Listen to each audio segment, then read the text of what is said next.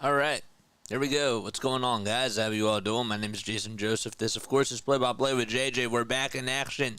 Phillies are taking on the Boston Red Sox in order for them to wrap up their three-game set, and they're looking to take another series on the season. The Phillies are 46-21. The Red Sox are 34-34. The game is at Fenway, and, well, they'll be playing at 7:10 p.m. Eastern Time. It'll be Aaron Nola going up against Tanner Houck, the right-handed pitcher, who has a 1.91 earned run average, along with 84 strikeouts and 85 innings of work. He's only allowed 2 homers this season and 15 walks, but he's been pretty sharp for the Boston Red Sox. And Nola, on the other hand, he's 8-2 with a 2.77 earned run average. Also has 76 strikeouts and 84 and a third of an inning of work, just 22 walks. And he's looking to get another really good outing under his belt against an American League team. He's been one of the Phillies' best pitchers this season. But let's get everything out of the way. What's up, everybody? How you all doing? I want to make sure I say hi to everybody that's on here. Denbrew with the hot corner, Jerry Johnson. What's up, Jerry? What's up, Daniel? What's up, Serena? Yes, sir. Let's put all of y'all on here. I love each and every one of you, and I hope you're all doing very, very well, baby. Let's go. All right, let's go into our live stream. It's 7:09 p.m. Eastern Time. All right, so let's get into the starting lineups for tonight's game for your Philadelphia Phillies, because they will be batting first. It's 81 degrees outside at Fenway Park in Boston, Massachusetts. So it'll be Schwarber leading things off. Then it's Nick Castellanos batting in the 2 spot. Harper hitting 3rd. Bryson Stott in the cleanup spot. Edmundo Sosa batting 5th. David Dahl out in left field. He'll be hitting 6th. And then it's Whit Merrifield, Garrett Stubbs, and Johan Rojas to round out the lineup. So once again, it's Schwarber, Castellanos, Harper, Stott, Sosa, Dahl, Merrifield, Stubbs, and Rojas. And Schwarber will be stepping into the box and will be leading things off for the Philadelphia Phillies. He'll be facing Tanner Houck. Houck's ERA, we mentioned, is at a 1.91, but did you know that that is second best in all of Major League Baseball? As he gets set, kicks, delivers, and there's a bouncer hit back up the middle for a base hit. It got right in between the second baseman and the shortstop. And on the first pitch, Kyle Schwarber gets on base. There you go. That's one way to start off the ball game, and the Boston Red Sox defense just not doing their end of the bargain. You had Valdez and Hamilton, who just could not communicate with each other. Looked like Hamilton had the ball go underneath his glove as both of them were running up towards the middle. Here's the Castellanos and the pitch. He takes that one outside and low for a ball. Nick's average at 216. He has 9 homers, 29 RBI. And is 0 for 3 lifetime against Tanner Houck. And the 1-0 is bounced foul towards the third base side. So let's just recap once again the Phillies lineup. All right, let's do it one more time. We got Schwarber, Castellanos, Harper, Stott, Sosa, Dahl, Merrifield, Stubbs, and Rojas. 1 ball, 1 strike. Houck delivers from the stretch, and the 1-1 is bounced foul towards the left side.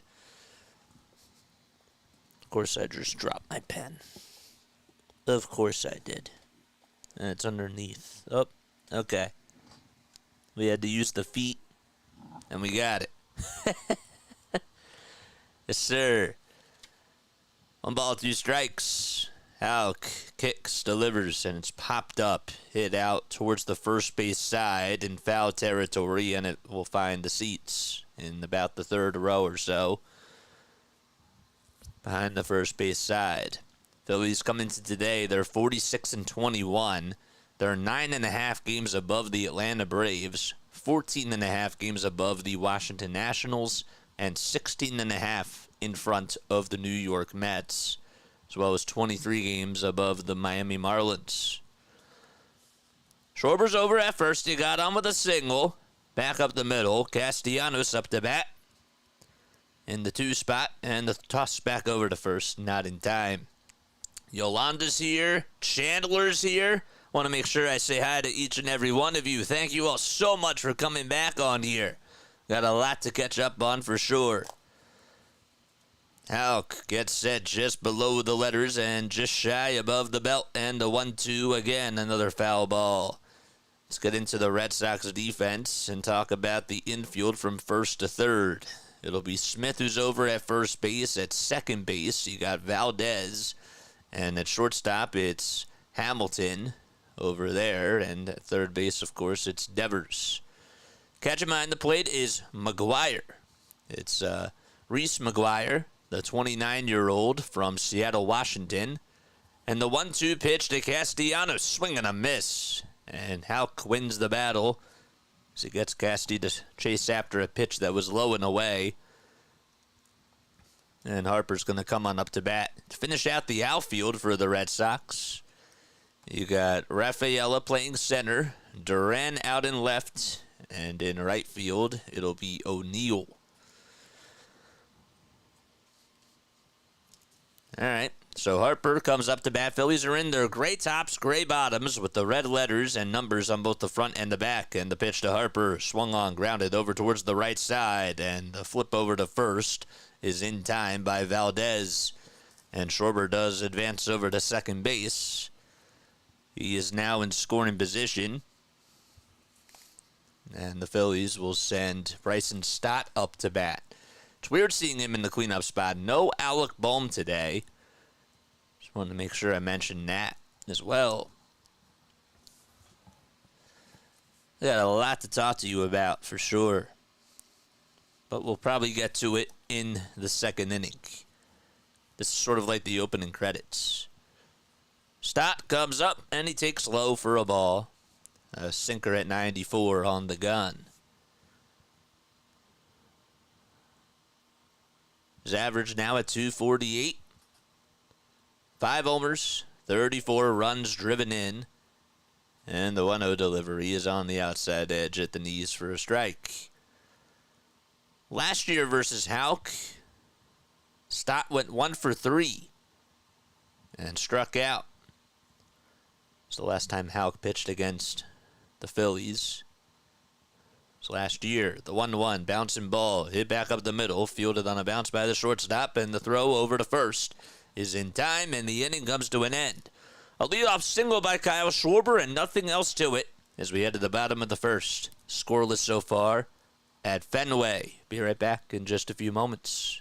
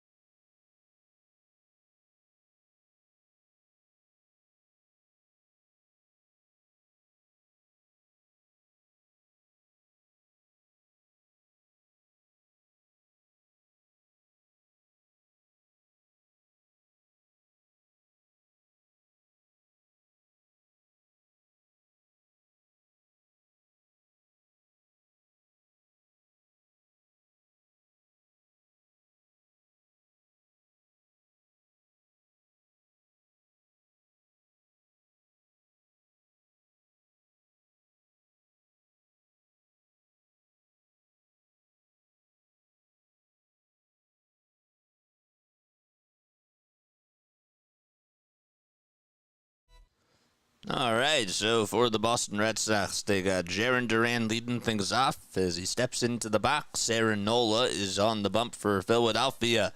Phillies could not score a run in the top of the first, and here's Nola with the pitch, and that just misses outside for ball one. Aaron Duran, David Hamilton, Tower O'Neill, Rafael Devers, Masataka Yoshida, Emmanuel Valdez, Reese McGuire, Dom Smith, and Sedan Rafaela. One ball, no strikes, and the pitch, and that misses for ball two. Duran hitting .269 with a .459 slugging and a .335 on-base percentage. Nola winds up, kicks, fires, and it's fouled away towards the left side. That'll make the count now 2-1. That's the first strike thrown today by Nola. It was a 2-0 count. And with a four-seamer on the first pitch, a sinker on the second. And went back to the sinker again here. 2-1 pitch. And that's ripped out towards center field. On the run is Rojas. It bounces over his head and hits the monster. Duran thinking three. The throw is cut off over at short. And he took a wide turn over at second, but had to go back towards the bag. Throw was made over at third by Sosa, who cut it off. And it's a leadoff double by Aaron Duran to start off the bottom of the first. It looked like he got a hanging knuckle curve out over the middle of the plate, and Duran just did not waste any time. And David Hamilton is going to try to get him in. No score, bottom of the first. Aaron Duran over at second base leading off. Hamilton up to bat on the left side of the plate, and Nola delivers from the stretch and throws a knuckle curve at 80 at the knees. From 1 through 9 defensively for Philadelphia, they got Nola on the mound, Stubbs catching behind the plate. We'll get to the infielders and outfielders right after this pitch. 2 seconds left on the pitch clock. Nola's back at second, and the 0-1 is upstairs. Harper's over at first. At second, it'll be Stott. At short, it's Sosa. And the third baseman is Merrifield. Bohm has the day off. Dahl is out in left. Rojas in center. And Castellanos in right. 1 ball, 1 strike. And the 1-1 is fouled off towards the left side of the field. Brandon Marsh is making his rehab start for the Reading Phils, and it just ended up getting a base hit. That's good news for the Phillies. Thanks to Jeff Kerr for the update. 1-2 pitch, and there was a breaking ball taken in the dirt for ball 2. Crew chief for tonight. Behind the plate, it's Alex McKay. Chris Conroy's over at first. Brandon Miller's the second base umpire, and Derek Thomas is over at third base. What's up, Nick? What's going on? Jesus. What's up, Jesus? 2-2 pitch. And another breaking ball that's going to be fouled towards the third base side and drifts into the seats. Welcome back. Was quiet without you calling the game, says Hardcore for All. Well, I'm happy that you're on here, man. I'll get to your comments during the break, I promise. I want to make sure that we do this correctly. Hamilton up to bat with a 2-2 count, nobody out, and a runner at second. And the 2-2 is inside for ball 3, which will make the count full. It's Tower O'Neill who waits on deck with a .252 average, 11 homers, and 19 runs batted in. Payoff pitch. Swing and a miss. Well, Nola was testy there. Decided to go with the knuckle curve inside and in the dirt. And Hamilton had no chance to catch up to it. He bought in. And there's 1 out.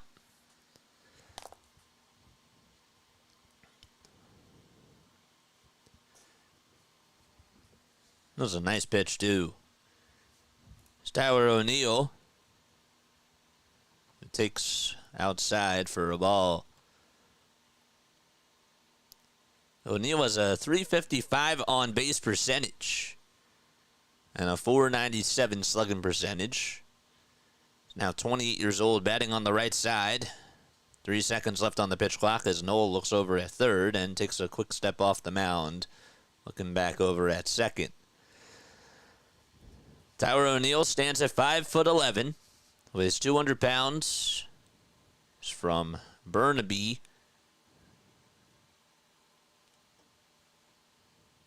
The 1-0 is grounded foul.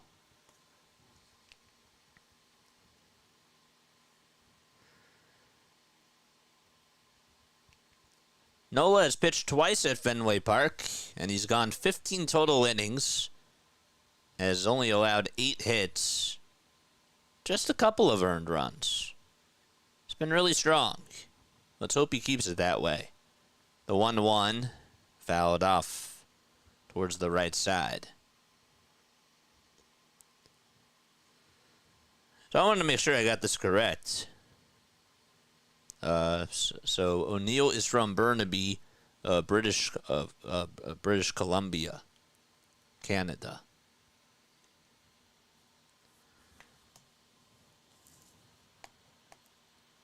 And that was correct. 1 ball, 2 strikes. 1 out and a runner in scoring position. And the 1-2 ground ball, diving stop by Sosa. Can't get onto his feet though, and getting an infield single was Tyler O'Neill. So he stopped it from going towards the hole out to left, but wasn't able to make a throw.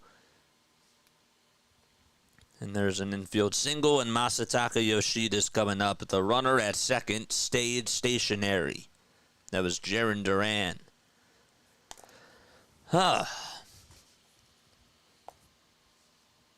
play there by Sosa. I don't know if he would have had a chance to make a good throw over to first anyways, but he sort of slipped as he tried to go for the dive. It's Rafael Devers. Excuse me. So Devers is up to bat. And he takes the first pitch low and in for a ball.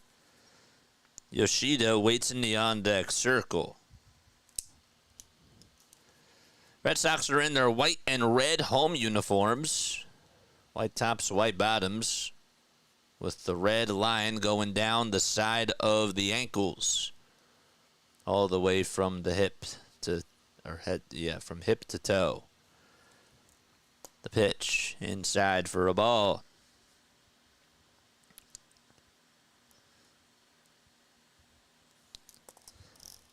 Two hits allowed by Nola in this first inning.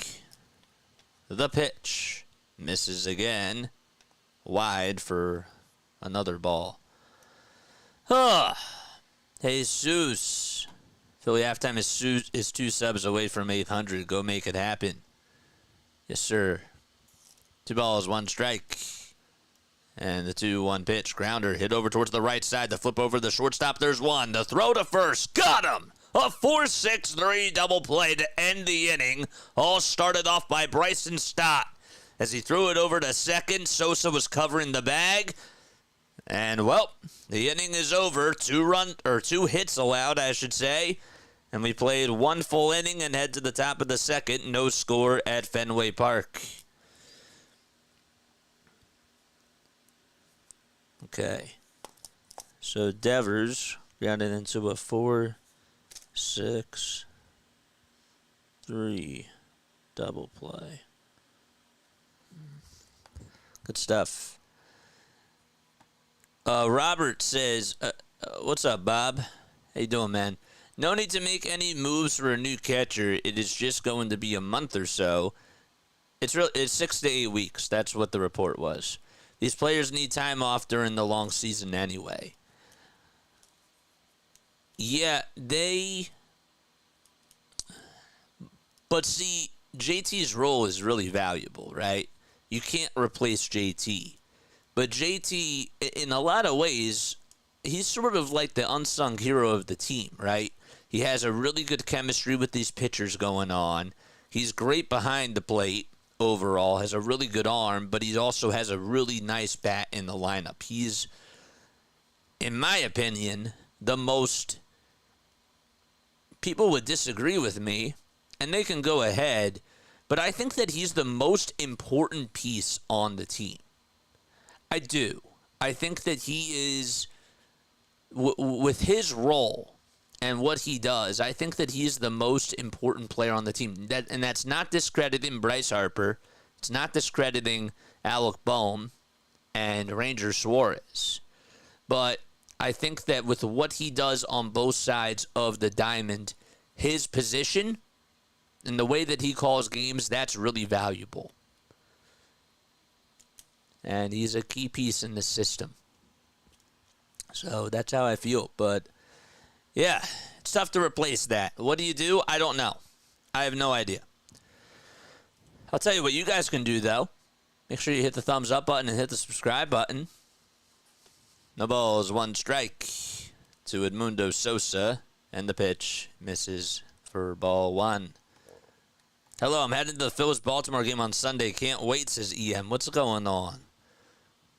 The 1-1 delivery, swing and a miss. And that makes the count now 1-2. Rafael Marchand, my guy. Houck gets set, kicks, fires, and there's a high bouncer. Hit over to shortstop, and the throw across the diamond will be in plenty of time by Valdez. Or Hamilton, that is. Valdez over at second, and Hamilton over at short.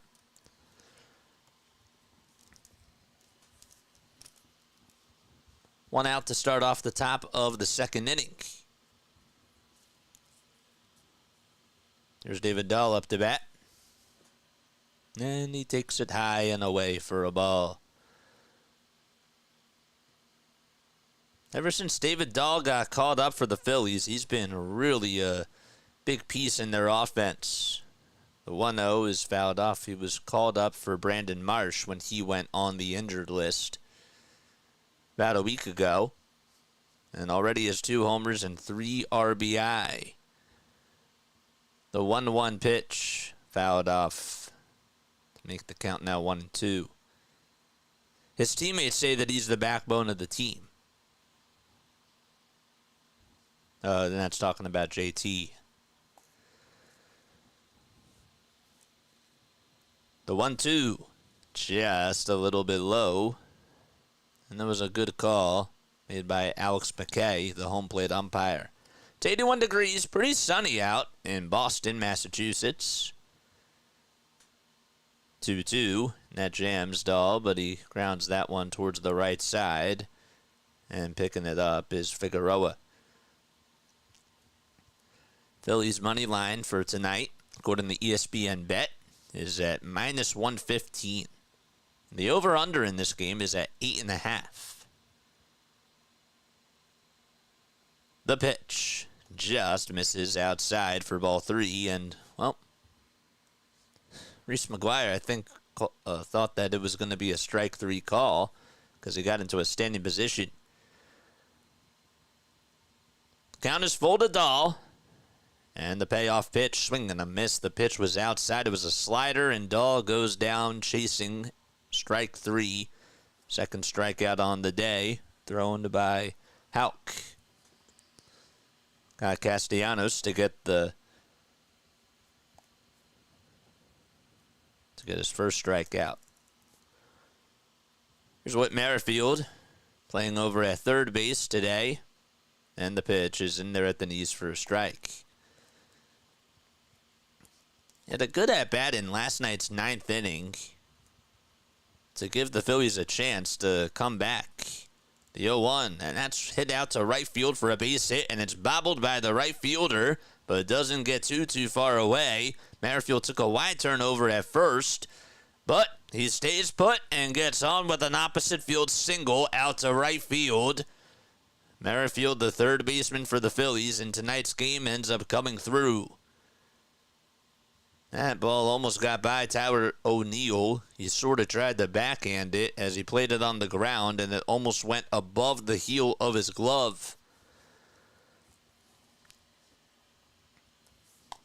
A 2-out single, and Garrett Stubbs looking to do some damage for Philadelphia, and he takes high.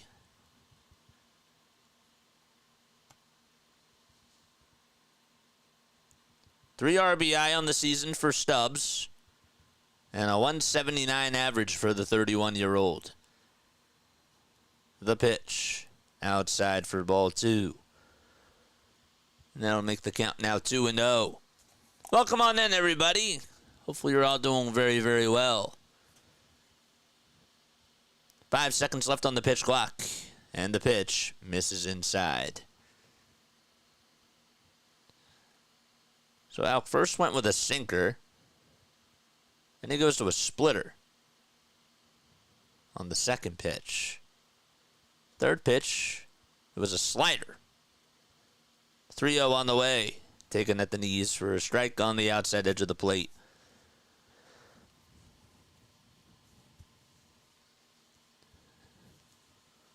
Phillies won the first game of the series 4-1. And then lost last night's game at a 4-0 lead and ended up getting outscored since the 4-0 lead. They got outscored 8-2, so it was an 8-6 win by the Red Sox. The pitch in there for strike 2. Houck not wasting any time. Pitch number 30 coming right on up, and it's a payoff pitch. And here it comes. The 3-2 on the way. Fly ball hit out to right field, and that's going to drop in there for a base hit. And going over to second, or rounding second, going over to third is Merrifield. And Stubbs comes aboard with a single. And that's going to put runners over at the corners. Back-to-back singles by Stubbs and Merrifield. And the Phillies have something cooking here. And Rojas will come on up. He's the 9-hole hitter.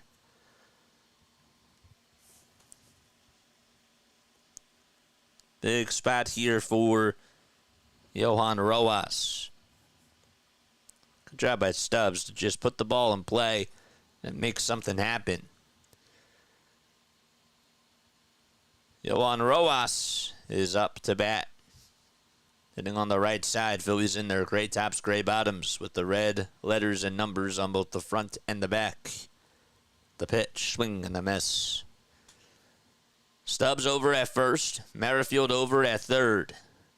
Rojas, his average is low. It's at 232, but he's hitting about 286 with runners in scoring position.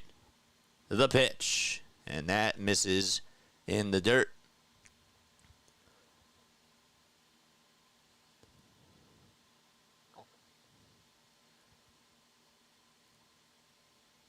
One ball, one strike. Phillies threatening with runners at the corners. And the 1-1 pitch popped up and hit out over towards right field. O'Neill gets underneath it and he'll catch the can of corn. Sort of jogged in towards home plate. And the inning comes to an end. Phillies get 2 2-out singles, but nothing else to it. And we head to the bottom of the second at Fenway Park with no score. Okay. Let's make sure that that's correct. Good. All right. All right. Good stuff, man. So how's everybody doing? Did you all miss me? Did you miss me? Let me know down below. I hope you're all doing well. I had a really, really awesome time in Brigantine. It was really, really refreshing, and I needed that. It put a lot of things into perspective for me, and it was really relaxing, and it was very nice. I wasn't really on social media that much, and it puts things in perspective. It really did. But it was really nice to be able to just spend time with the family, not even think too much about sports. We did end up watching or listening into the 7th inning of last night's game all the way till the 9th. And then we watched a little bit of the NBA Finals game. But other than that, nothing really sports related over the last 3 to 4 days. And I needed that, man.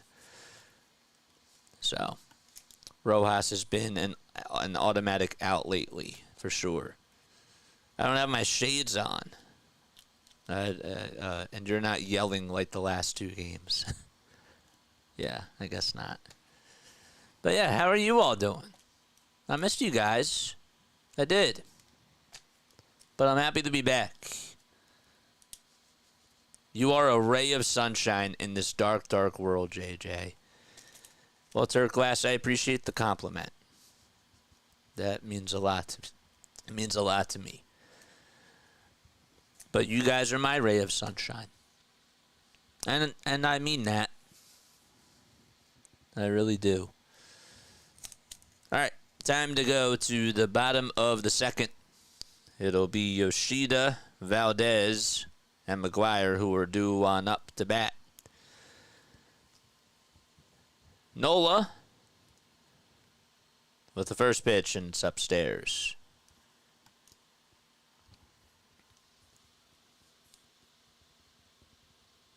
Yoshida hitting on the left side. Bat slightly above the shoulder. And the pitch is popped up towards the left side, and it hooks foul and goes out of play.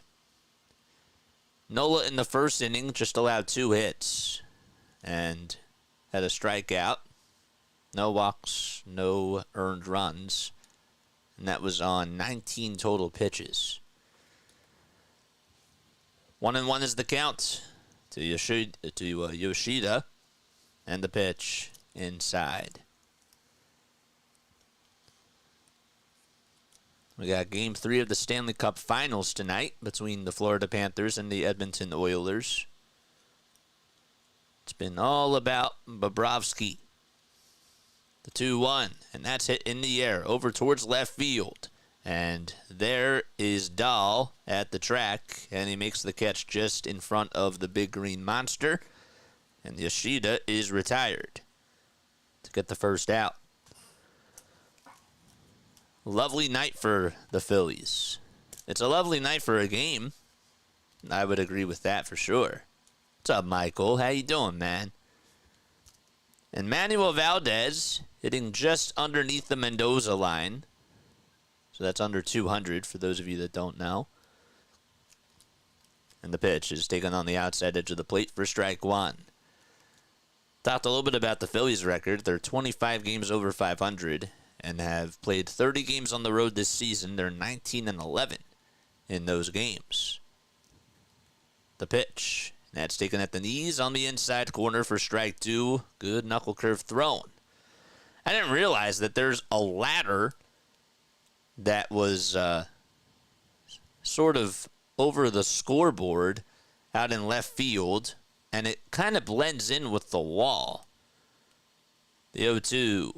That's way up high for a ball to make the count now 1-2. But it doesn't start. It looked like it didn't start on the ground level. So I guess you got to be tall in order to get up there, or just to get on the ladder. The pitch, and that's sliced foul. 3 knuckle curves, and this at-bat alone thrown by Nola. Caleb Cotham has really had him work more on his off-speed pitches. That's something that he wanted him to work on during the off-season. The 1-2, way inside for ball 2.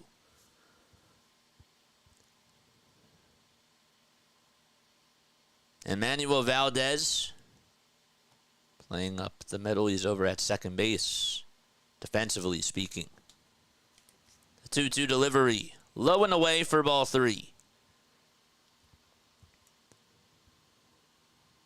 Last night's game, he had a 2-run double.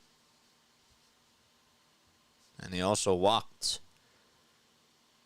3-2 pitch. And that's hit out over towards left center field. It's going back towards the track. It's off the top of the left center field wall. And going over to second base and getting in there with ease is Emmanuel Valdez. With 1 out.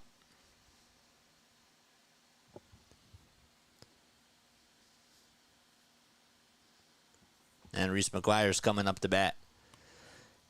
Don't forget to like, don't forget to subscribe, and turn on the notification bell icons, and that way you'll know when I go live.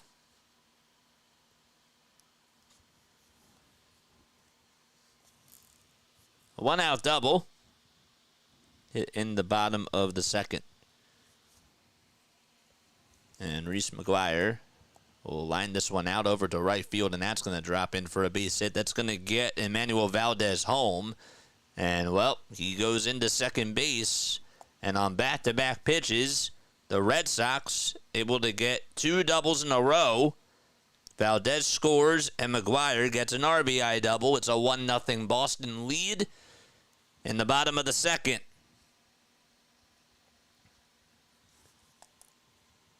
And pitch was right down the pipe. And McGuire did not miss a beat on it. 1-0 Boston in the bottom of the second inning. And Stubbs will not even take the mask off, but he'll walk over towards the mound and have a little conversation with Aaron Nola here. And this mound visit here is just to try to calm Nola down. You also just want to dictate the pace of the game and get on the same page. 31 total pitches by Nola. If you break it down by strikes and balls, he's thrown 18 strikes and 13 balls so far. Everybody now back in their spots. And Dominic Smith batting on the left side with the white batting gloves. 1 out in the bottom of the second. And the pitch by Nola is skied out of play. Of course, Dominic Smith has faced the Phillies a lot. Was on the Nationals last year and, well, spent most of his early career with the New York Mets. The ball is 1 strike. And the pitch by Nola. And that's sliced out towards right center field. And that's going to drop in for a base hit. McGuire's going to round third. And he will stay or come on in to score. It's an RBI single to make it 2-0 for the Boston Red Sox. Smith able to just get it out towards right center field. Was more of a pitch towards the middle of the plate. And that's the 3rd hit allowed in just this inning.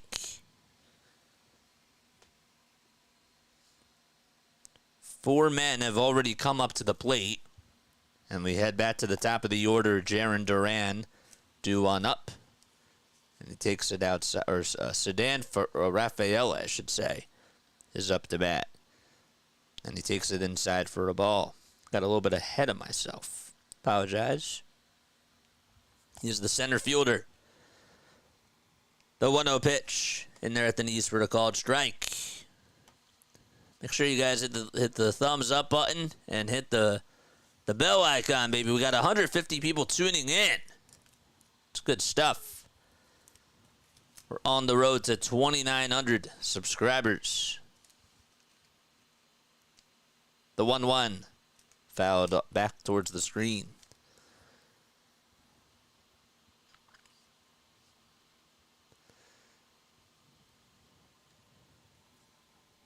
Red Sox are 34-34. And have played in half of their games have been at home.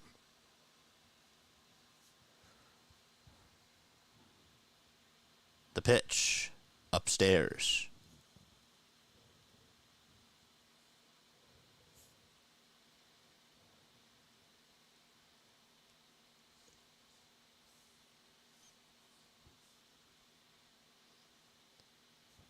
Two balls, 2 strikes.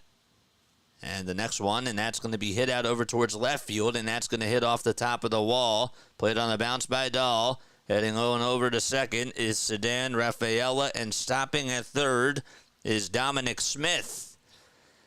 That's the 3rd double allowed in just this inning alone by Nola.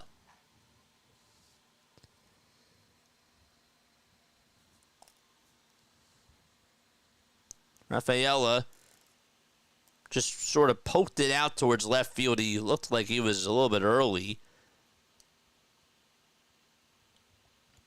And was able to pew that one over towards the left center field wall. Now we head back to the top of the order. Here's Jarren Duran, who doubled his first time up and takes it low for a ball.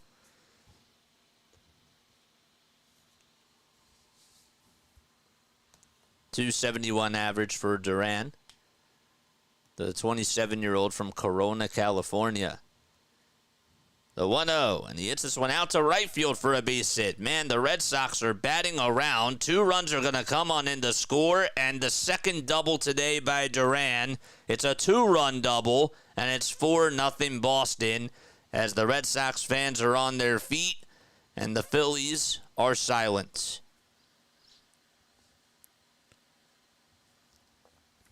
Five hits allowed in a row by Aaron Nola. And you have to go back to August of last season,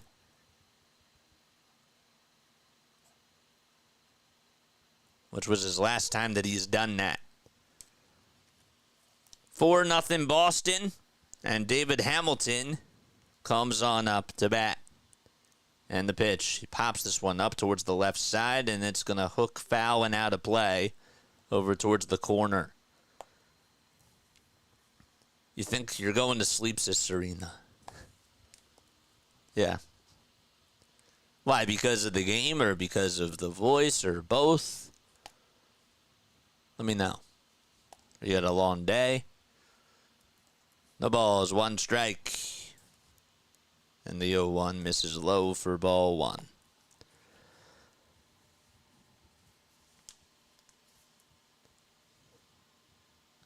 Cubs are playing out in Tampa Bay. They have a 2-0 lead in the bottom of the 5th. And there's 2 other games besides that one that are going on right now. Here's the pitch. Swung on, flied out over towards left field. Dahl, does he have enough room to make the catch? He just does at the track. I didn't know if it was going to hit off the top of the monster or not, but great judgment by David Dahl. It is really hard to anticipate where the ball is going to land with the way that it's constructed out in left. But he just barely had enough room. And they have to make a split decision because the wall was just so high. The pitch, swing and a miss. Tyler O'Neill steps into the box. Singled his first time up. 4-0 Red Sox. In the bottom of the 2nd, they've scored all their runs in this inning. And Nola will take a step off the mound to sort of regather himself.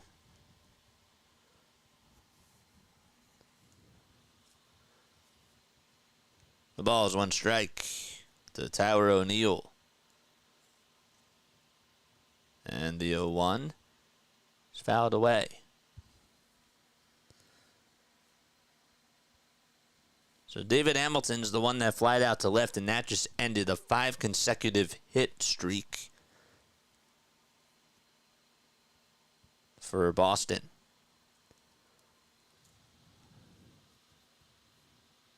Oh, 0-2, and the pitch upstairs. Cardinals beat the Pirates earlier today by a score of 4-3, and, well, not too far away from them at a Kauffman Stadium. Royals beat the Yankees by the same exact score, 4-3. The pitch, way up high compared to the previous one. Braves also were able to get another W against the Baltimore Orioles out at Camden Yards. They won 6-3.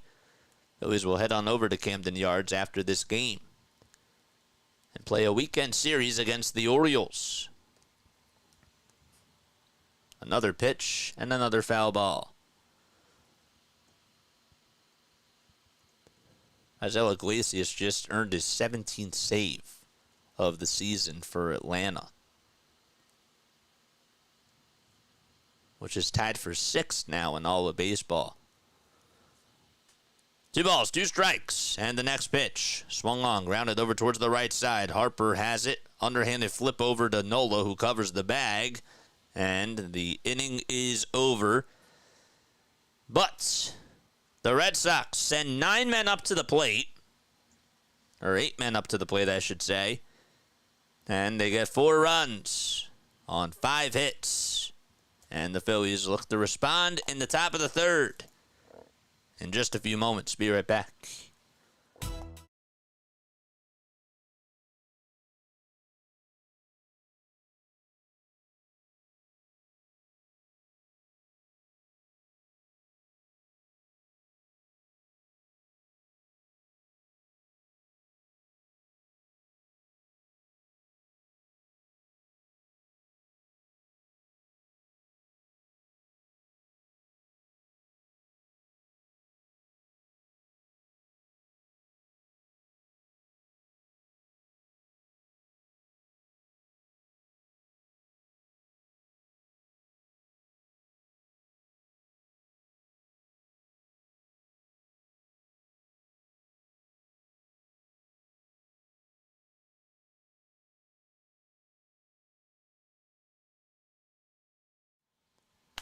Back in action over in Fenway, Boston, Massachusetts. My name is Jason Joseph. This is Play-by-Play with JJ. Hopefully you're all doing well and having yourselves a very fantastic Thursday night. It is Thursday, June 13th, 7:54 p.m. Eastern Time. Of course, on the East Coast, Tanner Houck is going to head on out to the hill to pitch his 3rd frame. In his last outing, he went 7 innings against the White Sox. The Red Sox actually won that game by a score of 14-2. And he only gave up 3 hits, had 9 strikeouts, no walks allowed, and that was on 93 pitches. He has allowed 1 earned run or fewer in each of his last 5 outings. Or in 4 out of his last 5 outings. Pitch to Schwarber, and he takes it for a ball. Kyle had 2 homers in the first game of the series. Phillies won that game by a score of 4-1. And the 1-0 delivery is way up high and way outside.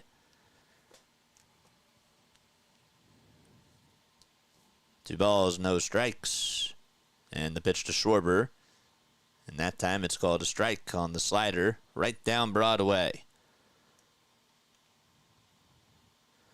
Houck pitched last year against the Phillies, and he went 5 2/3. That was on May 7th. The pitch, and that'll make the count now 2-2. Went 5 2/3, allowed 3 earned runs, 5 hits, 1 walk, and 4 strikeouts in that outing against the Phillies last year. Taijuan Walker got the win. It was his 3rd win at the time. 2-2 pitch, and that's sliced foul again. And Matt Strahm got his first save of the season. So the Phillies were able to pull out a W. That was to avoid the sweep. 2-2 pitch, swing and a miss. That slider was low and in. And Houck records his 3rd strikeout of the evening. Now Schwarber's 1 for 2.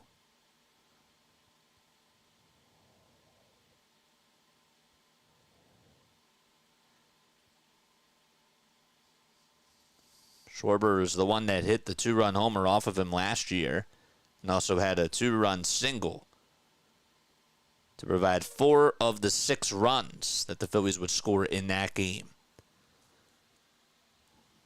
The ball is 1 strike to Castellanos, and the pitch, ground ball back up the middle for a base hit, past the diving stop of the second baseman, and Castellanos able to get a 1-out single and record his first hit of the evening. And that'll bring Bryce Harper up to bat. Never did final score predictions. I apologize about that. What are your final score predictions? I know that we're in the top of the 3rd with 1 out. I think we did it before, but I always forget that it's important to sort of do it not in the 1st inning and do it more towards the 2nd, because that's when people really start to come on. Bryce Harper comes on up to the plate with his white batting gloves, batting on the left side. Mano to mano. The pitch. Fouled off. Harper's average down to 281. Grounded out in the first. 15 homers, 46 RBI. Harper looking to come through here. No balls, 1 strike, and the pitch. That misses low for a ball.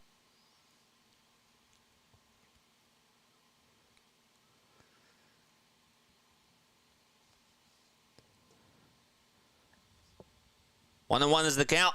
And the next pitch. And he blasts this one out towards deep center field. It's going to stay in the yard, though. Rafaela is there just at the track to make the catch. And 2 outs in this top of the third.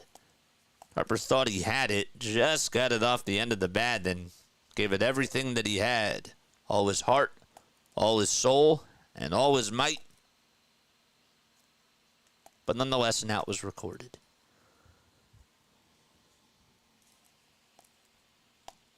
And stop batting in the cleanup spot. Will come on up to bat. The pitch. That's a strike taken on the top tier of the strike zone for strike 1. 0-1 is the count to Bryson Stott, who has red and white batting gloves on the left side of the plate. It shows bunt. Takes it back, though, as the pitch is way inside to even up the count at 1 apiece.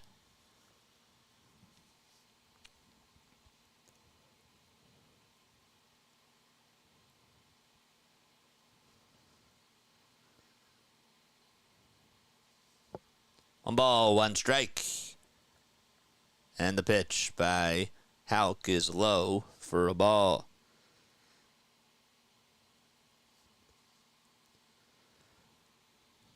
.47 total pitches, and about 2/3 of his pitches have been for strikes.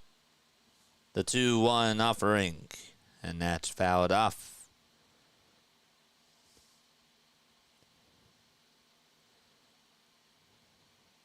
Phillies have faced the Red Sox a total amount of 62 times. And they're 28-34 lifetime against Boston. 2 balls, 2 strikes.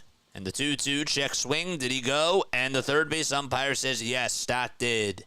And he most certainly did, as the inning is over. No runs. 1 man left. And we head to the bottom of the third. 4-0 Boston at Fenway Park.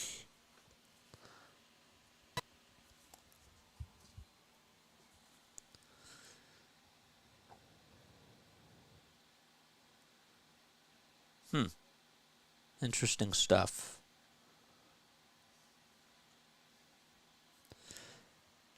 Phillies actually going to play a winning team this weekend, says Tree Fitty. I'm guessing Orioles win at least 2. Hey, they swept a winning team the last time that they played a team that was well over 500. And they did just enough. Make sure you guys hit the thumbs up button and hit that subscribe button, man. It's 4-0 Boston. They scored all 4 of their runs in the last inning against the Phillies. I want to ask you all to do me a favor. All right? I want you guys to do me a favor and spread the word, man. Spread the word. We're back in action. We had a really, really awesome time on vacation, and we're getting back into the thick of things. All right? What'd you guys do while I was away? Where'd you guys go? Where'd you guys stream the game? Did you stream the game at all? Let me know, because I am just curious. Did you find a Boston Red Sox streamer? Did you turn on Odyssey and listen to Fransky or somebody else? Let us know, because I'm just curious.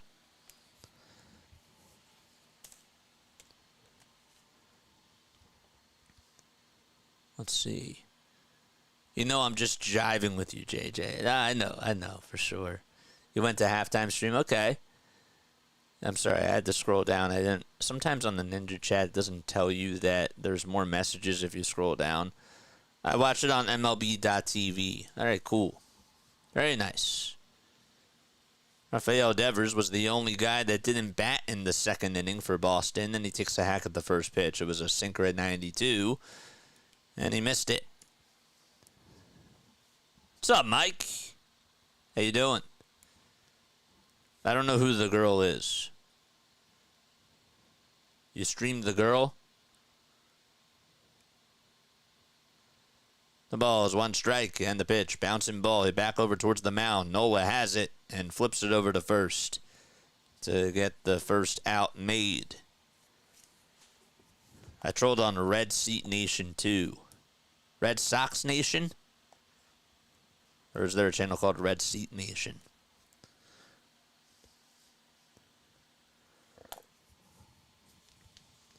One out in the bottom of the third. What's her name, David? And the pitch to Masataka Yoshida on the left side as he takes it all the way for strike one. He's batting .265. He has 2 long balls this season and 11 RBI. The ball is one strike, and the next pitch at the knees. It was a good changeup thrown by Nola. He hasn't really thrown that pitch a lot today, but he does so in this situation and gets the call. 0-2 in the bottom of the third with 1 out and nobody on. Nola winds up, kicks, delivers, and throws a knuckle curve in the dirt. Marsh's got another hit in his rehab assignment with the Reading Phils out in Double-A.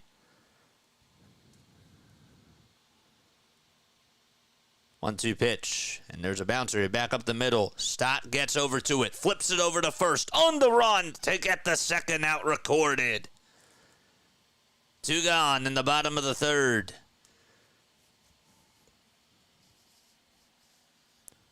Stott made a really good play. He backhanded it, played it on a bounce, and made a Chase Utley-esque type of a play. Makes it look so easy. Goes in one motion as he's running towards home plate and just makes the throw look so easy, even though it's not as easy as it looks. The pitch that misses inside for a ball. I don't know. She comes on when I don't broadcast. When I don't broadcast? She comes on when I don't broadcast. So she doesn't come on. She doesn't come on when I do it? Huh. You sure that you don't mean that she doesn't pop into your feed unless I don't do it? The 1-0 is way up high for ball 2. 2 balls, no strikes. 2 outs. Nobody on. And the pitch by Nola is at the knees for a strike. What's up, Jackie? I would say this is a terrible park for Nola to pitch at. Gives up a lot of fly balls, and here everything is either a gapper or off the wall. 2-1 pitch. High bouncer hit over towards the right side. Harper with an underhanded flip over to Nola, and he wins the race to the bag, and that's how the last inning ended. Well, this inning ends that way too. No runs, and nobody left as we have played 3 innings. And we head to the top of the 4th, 4-0 Boston. Wonder who it is.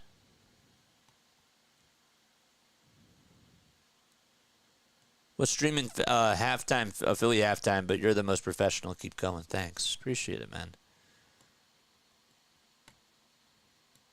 Hey, Hardcore, what's up?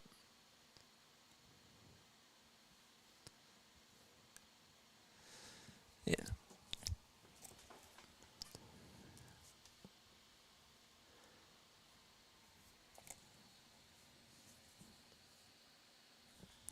All right. I missed something in that inning. I don't know what I missed. Valdez grounded out to first. It was a 1-2-3 inning.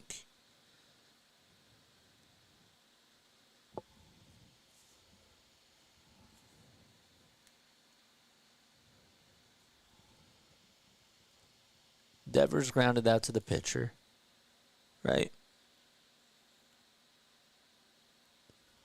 Then it was Yoshida who grounded out to second. And then Valdez grounded out to first. Yeah, that's it. Huh. Good stuff. I'm a lifetime Braves fan, but I respect the Phillies and enjoy and enjoy your games against each other. Phillies versus Braves are always interesting. I look forward to the rivalry again this year. Yeah, me too. I always like a good rivalry. I do. So, I appreciate you for tuning in. Make sure you hit the thumbs up button, hit the subscribe button. Mod Squad, do your thing. As always, let's get to 200 likes. The more people that like this video and that subscribe to the channel, well, we get to push it out to even more people.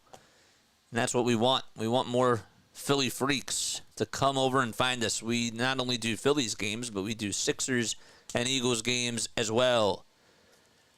The pitch to Sosa, and he takes it on the inside corner for strike one. Good slider thrown by Houck. That was his 50th pitch thrown to start off the fourth. The 0-1 inside. Phillies have scored 10 runs over the last 2 games. Only give up 1 run in the first game and allowed 8 runs last night. Next pitch, and that is swung on and missed to make it a 1-2 count. They had a 4-0 lead heading into the bottom of the fourth. And then, during the next 3 innings, Red Sox would score all 8 of their runs. 1-2, ground ball, hit over to shortstop. Sosa, can he beat out the throw? He does.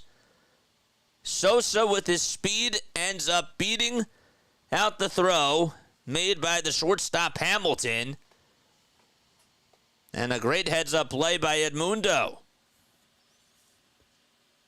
That's something that you like to see.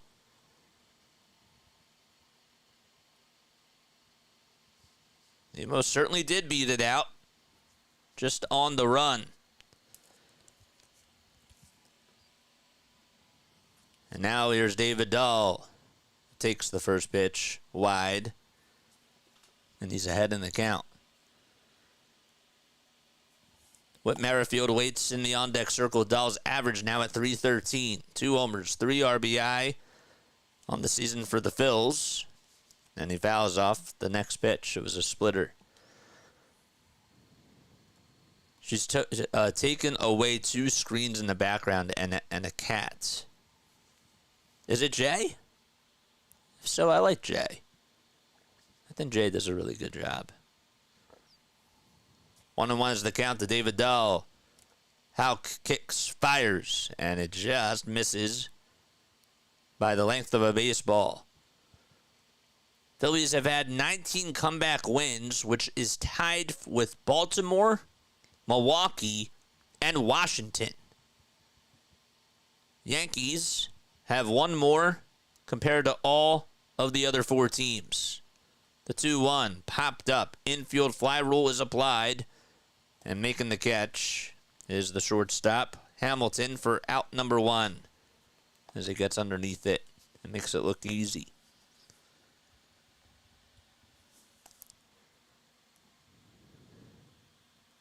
This is halftime kick you? Why? Why? Why'd she kick you? Now you got to explain. The Phillies lose, we riot. Here's Merrifield, and the first pitch, it hits him. And it'll be rewarded first base. The Phillies have something cooking with 2 runners on, 1 out in the top of the 4th. Let's see if they can capitalize here.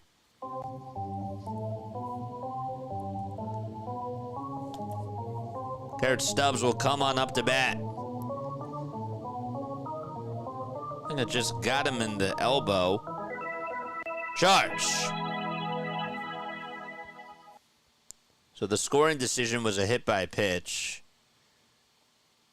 2 runners on, 1 out in the top of the 4th. Phillies looking to try to get on the board. And Stubbs, who singled his last time up, is due up to bat. And he takes the first pitch way outside. about a foot off the plate. What's up, Noah? How you doing?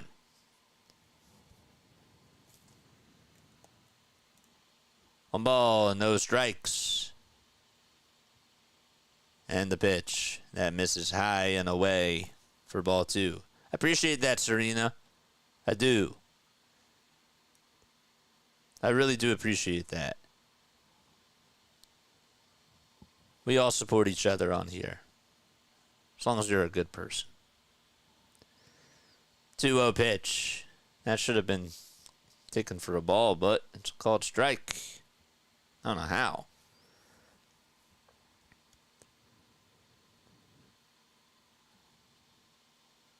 She's on now. Okay, good. 2-1 pitch, and that's ripped out over towards right field. It is a foul ball.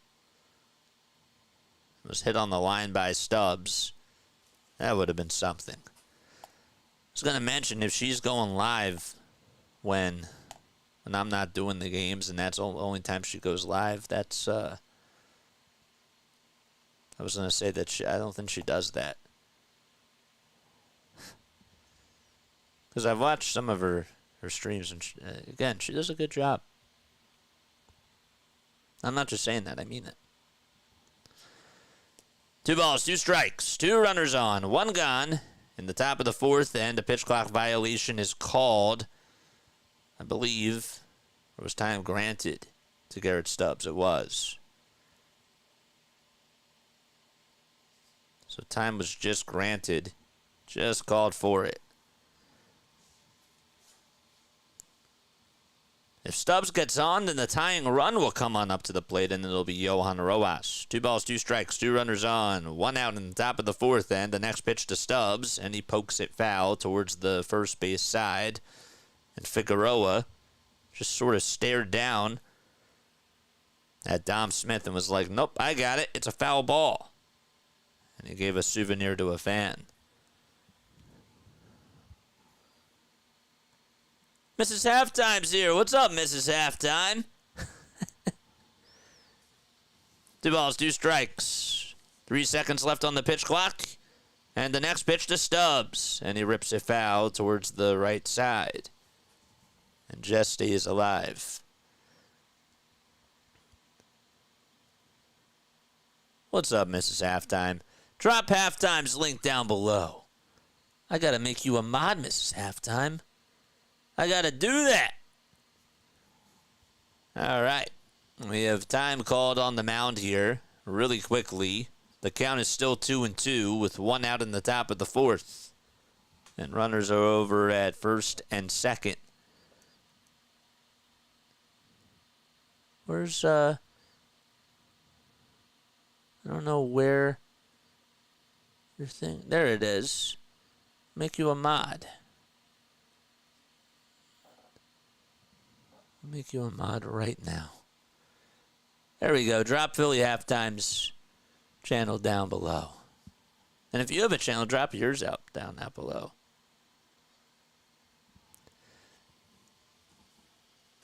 Two balls, 2 strikes to Garrett Stubbs. And the pitch on the way. Punched foul towards the left side.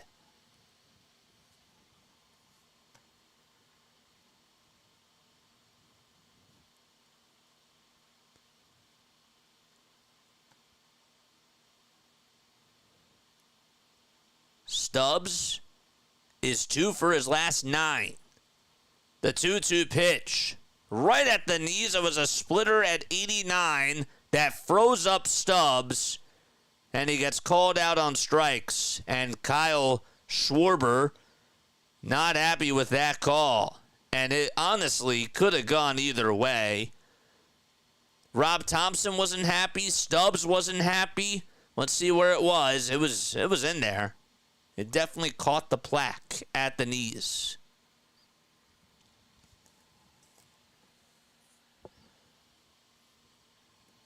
Johan Rojas is actually up to bat, but Kyle Schwarber is now in the on-deck circle, was in the hole, and the first pitch to Rojas, swinging a miss on the slider right down the pipe.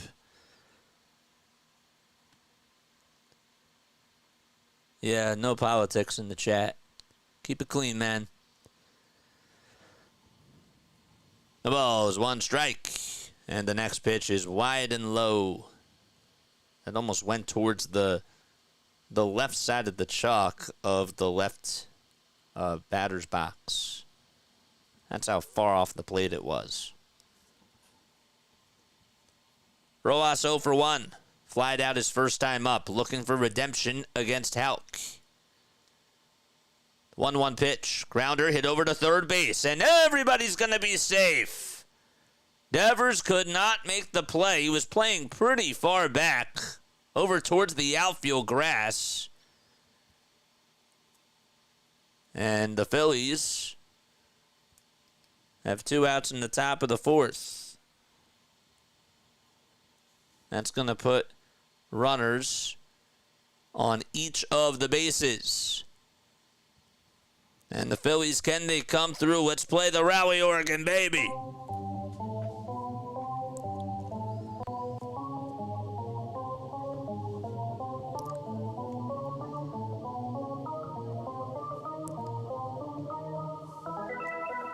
Charge. Tying run up to bat. First pitch to Schwarber was taken down low.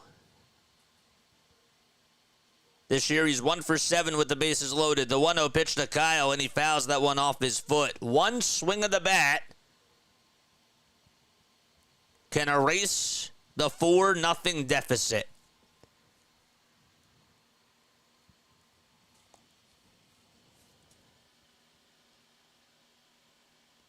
Sosa at third, Merrifield at second, and Rojas is at first. 2 outs. The 1-1 to Kyle, way outside for ball 2.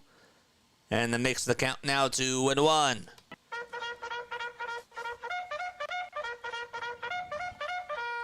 Charge. 2 balls, 1 strike to Schwarber, and the next pitch way outside for ball 3.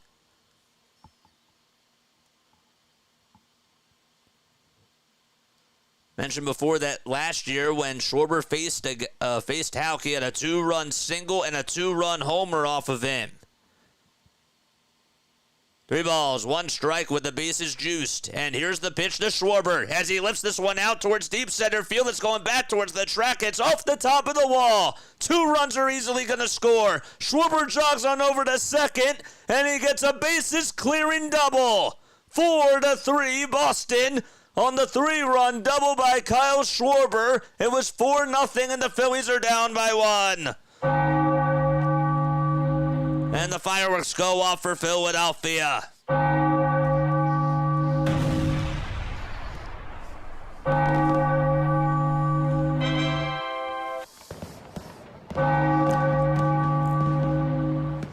That was loud off the bat. And Schwarber comes through. That's what the leadoff hitter has to do. Drives in runs number 39, 40, and 41 as he shimmies over at second base. Mr. June, baby. We love it. 4-3. And Castellanos is the next customer. He singled his last time up. That was in the 3rd. The pitch on the inside corner at the knees for strike 1. What's up, Orioles Birdwatcher? Drop that link down below, my guy.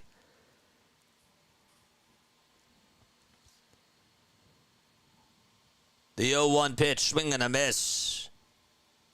That was a slider at 85 miles per hour. That was low.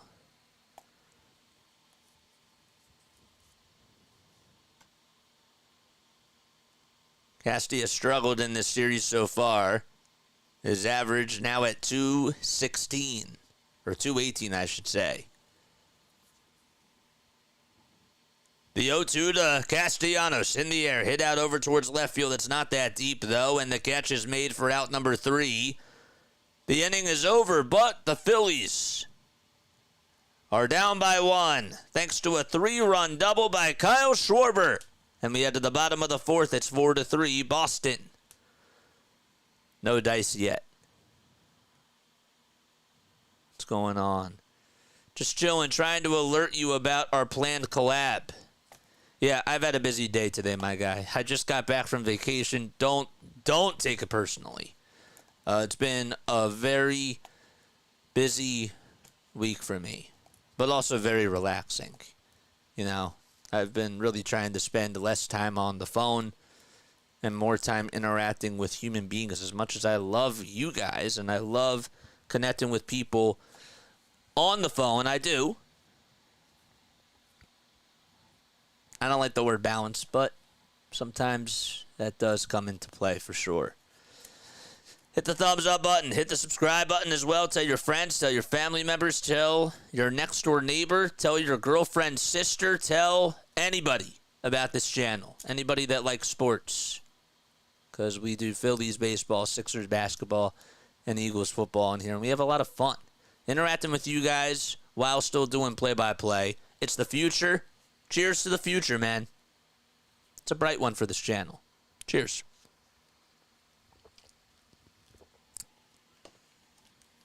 Also, just like join the community.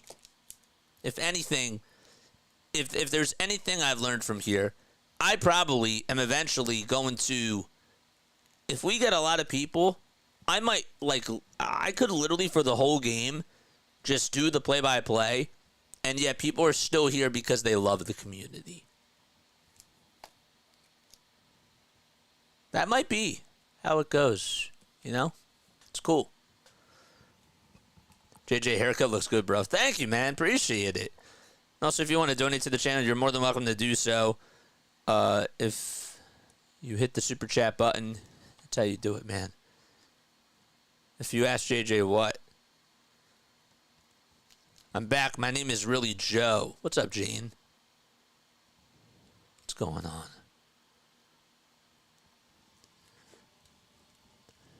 Bottom of the fourth.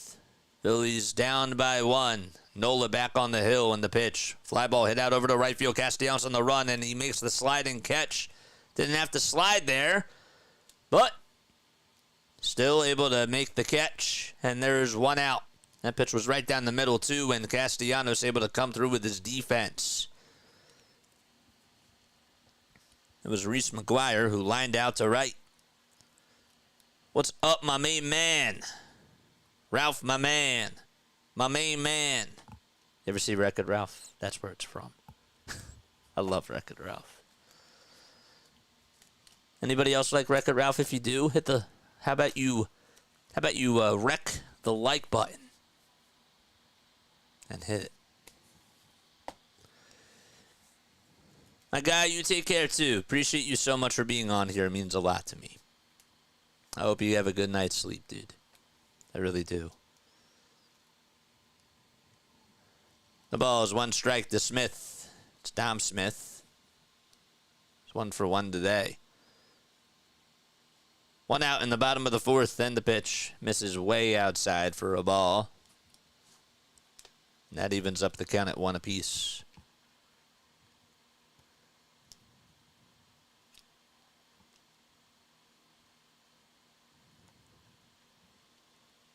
One ball, 1 strike. And the next pitch is low for ball 2.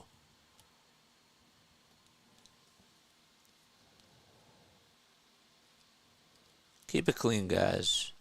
We're just on here to have fun, you know? That's all it is. 2 balls, 1 strike. And the next pitch is inside and low for ball 3. That's all I ask. Just keep it clean.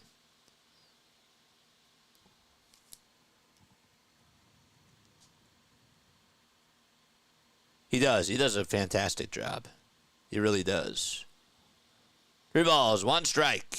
And the next pitch is at the knees for strike 2. Cubs still lead it 2-0 in the top of the 7th against the Tampa Bay Rays at a Tropicana Field. Oakland and Minnesota are tied 2-2 in the bottom of the 3rd. Payoff pitch, low for ball 4. And surprisingly, that's just the first walk allowed today by Nola. Yes, Law, I wish I could hit the thumbs up here on the laptop, but I have no idea how to, so I do on my phone. There you go. There you go. Love it. I love it. It's beautiful. We know that we have people that are tuning in and are away from their electronic devices. And that's cool too. The pitch, and that's taken for a ball. Sedan Rafaela, 1-for-1 with a double and a run scored. It's back during the 4-run second inning. And the 1-0 pitch in there for a strike on the top third of the zone.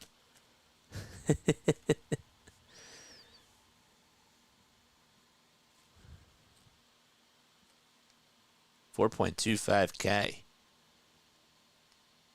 1 ball, 1 strike, and the next pitch at the knees on the outside edge of the plate for a called strike. You win 4.25K? Bro, I don't know how y'all do it. I don't know how y'all do it. The pitch, way outside and in the dirt. It's pretty insane. If the Phillies win, your parlay hits for 4.25K. $4,250. 2-2 pitch, swing and a miss. I don't even know if I believe you, my guy. And Nola gets his second strikeout. Pay you back December 33rd. Well, what the heck's going on?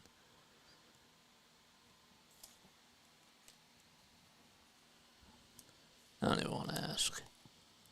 Jarren Duran is on a 4-game hitting streak. During that time, he has 3 RBI, 4 extra base hits.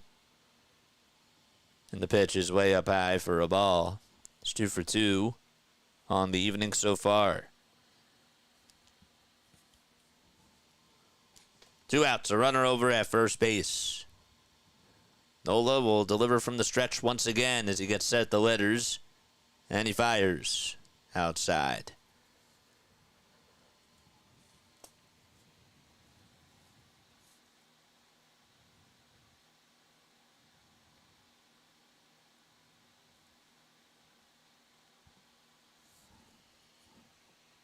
Two balls, no strikes. Phillies are 4-6 in their last 10 games versus the Red Sox. And the 2-0, and that's fouled away. Over their last 15 games, they're 7-8.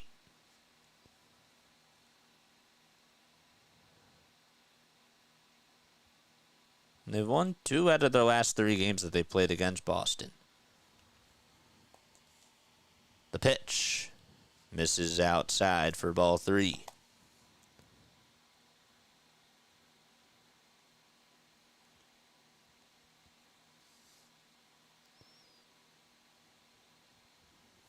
Three balls, 1 strike.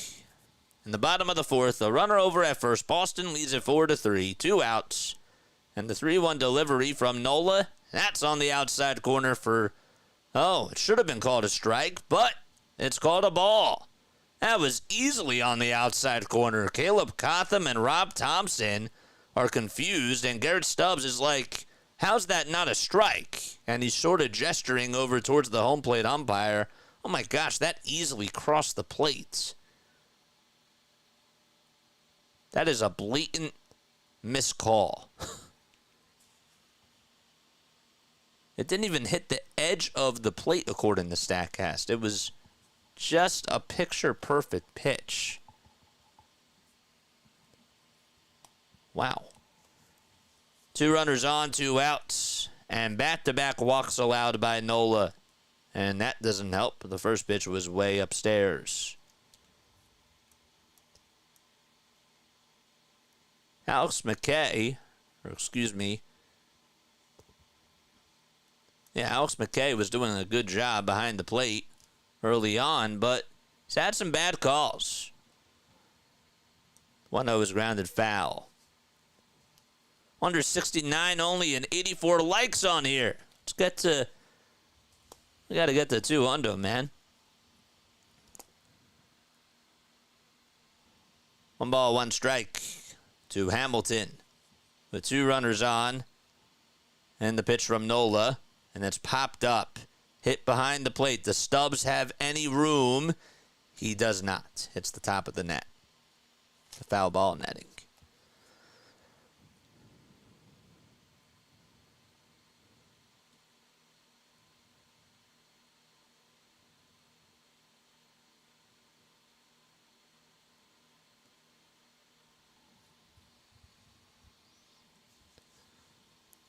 No, it's cool. We can talk about other things, but, you know, we can talk about, like, music, and we can talk about how people's days are going and that type of thing. Just keep it easy. 1-2 pitch, and that's lined out over the left field for a base hit, and 1 run's going to come on in to score. The throw is made, and it's now 5-3 on the RBI single that was punched out to left field. And Boston gets 1 back on an opposite field single by Hamilton.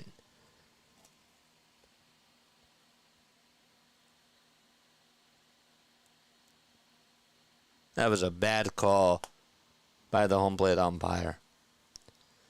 I'm surprised that this channel doesn't have more subs. Dude's pretty good at calling games. Thank you. Appreciate it. If you guys have any sort of suggestions on how we call things on here, please let us know, because this is a brand new medium, right?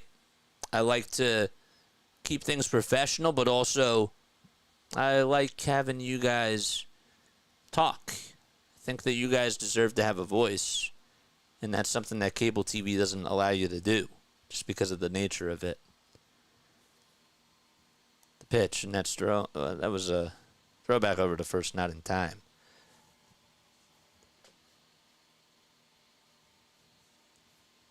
I like it when people talk about other things. I talk about other things on here too. Sometimes we get a little bit away. Toss back over to first again, not in time. By the way, so Nola has allowed 5 earned runs. Just wanted to make sure that we talked about that in just 3 2/3 of an inning. He hasn't allowed 5 earned runs since his first outing of the season.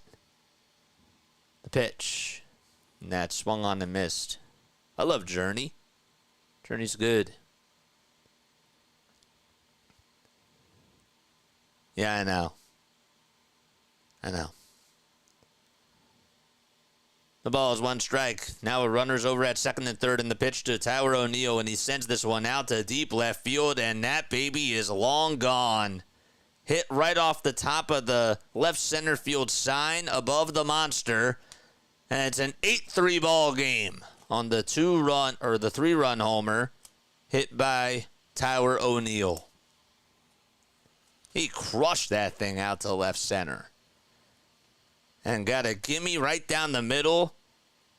And didn't miss a beat on it. Barrel on bat. Goodbye.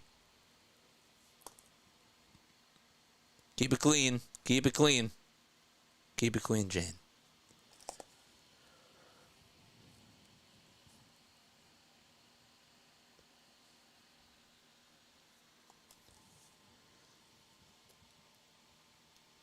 And the pitch, and that's taken on the inside corner at the knees for a called strike. Punch, counter punch. It was 4-0 heading into the top of the 4th. And now it's 8-3 Boston. The pitch, and that's way up high for a ball.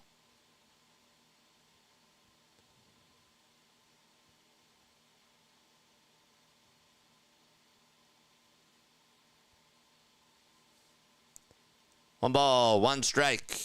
And the next pitch way outside for ball 2. The last time Nola allowed 8 earned runs was on August 30th of 2022 against the Arizona Diamondbacks. It was 8 runs on 10 hits. Phillies lost that game 12-3. And if you remember that outing, The outing before is when he had a complete game shutout against the Cincinnati Reds, and he had 11 strikeouts in that game. Somebody finally warming up in the Phillies bullpen. The 3-1 to Devers, and he slices that one out to right center field for a base hit. And that's now the 10th hit allowed today by Aaron Nola, and Cotham is going to go on over to the phones. So Devers gets a single, and Masataka Yoshida is going to come on up to bat. This is wild. Yep. Cotham is going to go on out there now to have a conversation with Aaron himself. What do you think that this conversation's about? Gregory Soto warming up in the Phillies bullpen. Ended up pitching in last night's game. Phillies have given up at least 8 runs over their last 2 games against the Red Sox.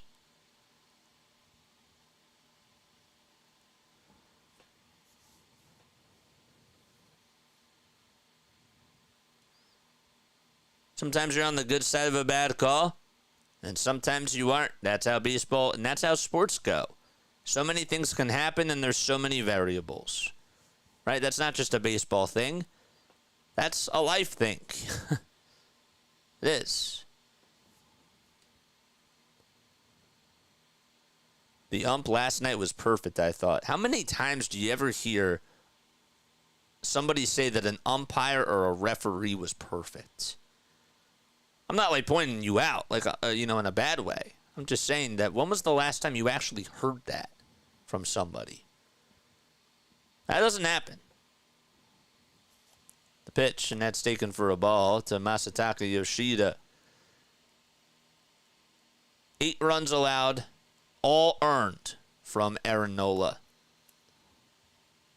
The pitch, and it's a 1-1 count. Mentioned that Soto pitched in last night's game, and he's getting loosened up in the bullpen. Well, he pitched 1 inning in that game and had a strikeout. The pitch, line drive, hit out to right field, and Castellanos will just have to play it on a bounce, and Devers will jog on over to third base. Another hit allowed by Nola. And the Red Sox are raining on Nola's parade in the bottom of the 4th. You know what is a really good feeling? Rob Thompson's going to go on out there to pull Aaron Nola, which is obviously not a good feeling if you're Aaron Nola or even if you are the Phillies. But I'll say this.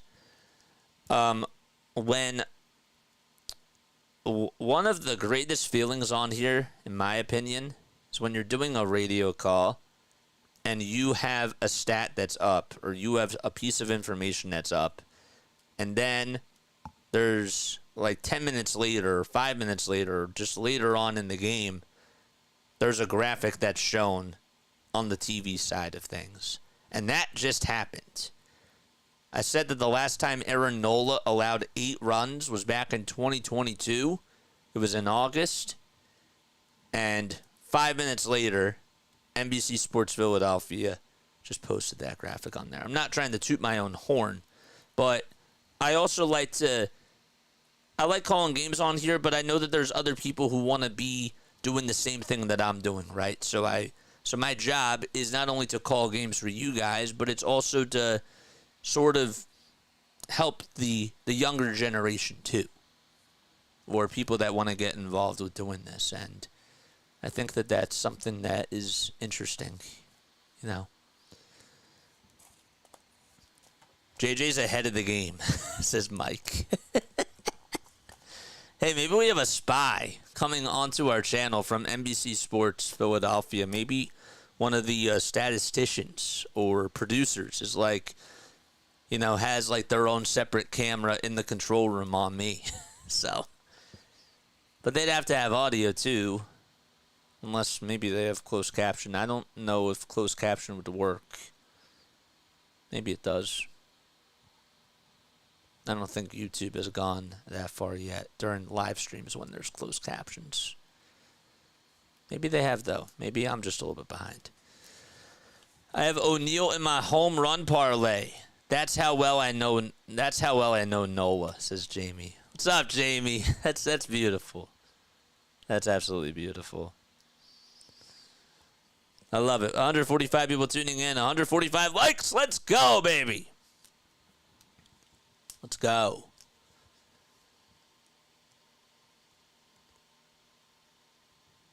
Soto comes in with runners at the corners. And the first pitch to Valdez is sliced out of play. So that's what the earpiece is. Yeah, but you don't see it behind the scenes, right? Like you see it on the players. But yeah. You're right. You're right. That's funny. The ball's one strike and the next pitch is low for a ball. Does anybody know if John Kruk fell last night? Because Scott Fransky made a point and said that he heard a loud noise. It was coming from the other side, which means the TV side. And he heard a really big thud. And he said, did Kruk fall? And I never got an answer as to if Kruk fell or what happened. But I figured that word spreads around, obviously. 2 balls, 1 strike, and the pitch. Line drive, cut over at first by Harper in foul ground. And the inning is finally over. The Red Sox erase the 1-run deficit, or the 1-run lead, and extend their lead back up to 5. 8-3. NBC Sports Philadelphia. Oh my gosh, did you just change your username, my guy? You caught us. That's so funny. That's beautiful. Oh man, that comment deserves something, man. That's beautiful. Who just changed their name? Who did that? Oh my gosh, who just did that? That's funny. That's so funny. That's beautiful. NBC Sports Philadelphia.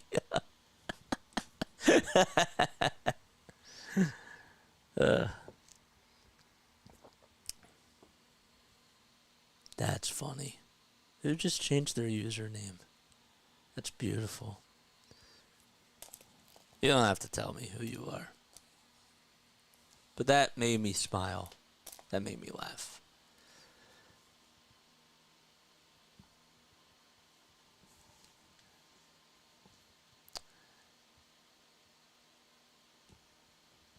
Here's one. Here's one for you. Okay. Fried Oreos. Do we like them? Or do we not like them? Or have we never tried them at all? Do we like fried Oreos? That sort of becomes a hot topic when you're at the Jersey Shore during the summertime. How do we feel about fried Oreos? Rob Thompson should see a GI doctor. Yeah. Isn't that Larry? No, Larry had the guitar. Has the guitar. What do we think about fried Oreos? Fried Oreos equals poison. Yeah, they are addicting. They're so good. Harper will lead off this inning for Philadelphia as we're in the top of the 5th. And he takes the first pitch on the outside edge of the plate for a strike. We went to, oh my gosh, Richmond's Ice Cream Place. The 0-1, and that's lined over to left field. And there to make the catch is Durant for out number 1. Harper hit sharply his last time up. It was out to center field. The catch was made by Rafaela.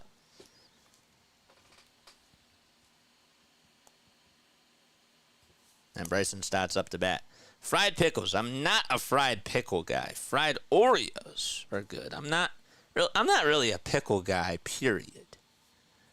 Never tried it, but it does sound good. It does seem good, yes. So if you don't know what a fried Oreo is, first of all, you're living under a rock. Just kidding, you're not. But it is basically an Oreo that is inside of a fried dough with like sugar on top. It's not. It sounds very nutritious, right? Like it sounds really healthy and all those things. No, not at all. But it is so good. I don't even like Oreos. People don't even like Oreos, and yet fried Oreos are so good to them. That's how good they are. The pitch, and that's down the first base line. It was grounded fair, but it was backhanded, and the play was made to get out number 2. Edmundo Sosa's up to bat, so Stott grounds out over towards the first base side. That's probably what I should have just said. What is a fried Oreo? Plus, I do live under a rock. The 0-1 pitch. Bouncing ball hit over to shortstop. The throw on the run is in plenty of time to get Sosa out. And the inning is over. Another 1-2-3 inning by Houck. And we head to the bottom of the 5th. 8-3 Boston at Fenway Park.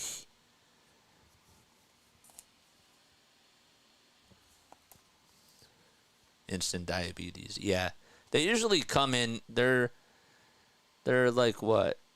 If you get them, they're about like $8 and there's 5 that come with it. It's always nice. I mean, I'm not with anybody right now, but even if you like go with a friend, it's just it's good to split it, you know? And some people will be like, yo, like you split your fried Oreos? Well, if I haven't had them in forever, maybe not. I don't know. It depends on the mood. Did I eat beforehand? I don't know. But I usually do like to split them because I think it's a lot. Is the Oreo extra large because I prefer about 10 Oreos with a tall glass of milk? 10 Oreos. You could be like, what's his name? Joey Chestnut, who just eats hot dogs. He eats so many hot dogs. I don't know if you guys have heard of him. I know that some of you probably have, people that are more up to date with the social media. But he's a big hot dog binge eater, I'd say. Correct me if I'm wrong. All my friends are at the Red Sox game. Expect me. They are all in Boston with popcorns and pretzels.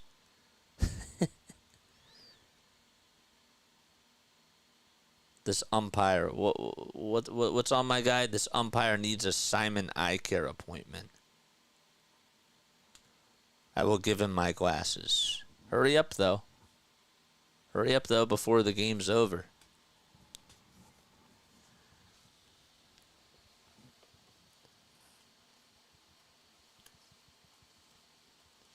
Bottom of the 5th.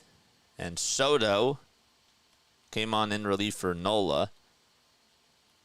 Is going out there for technically a second inning of work, and the pitch, I think it hit him, but it looked like it got the knob of the bat, in my opinion. However, it will reward first base to Valdez. He's getting checked up by the trainers. See if he's all right. Alex Cora's out there, too. Let's see again on the replay. Did it hit the knob of the bat? No, it hit him square on the elbow. I don't know where I was looking. Got him right square on that elbow. The back elbow. Hit by pitch to start off the inning. So far, not so good.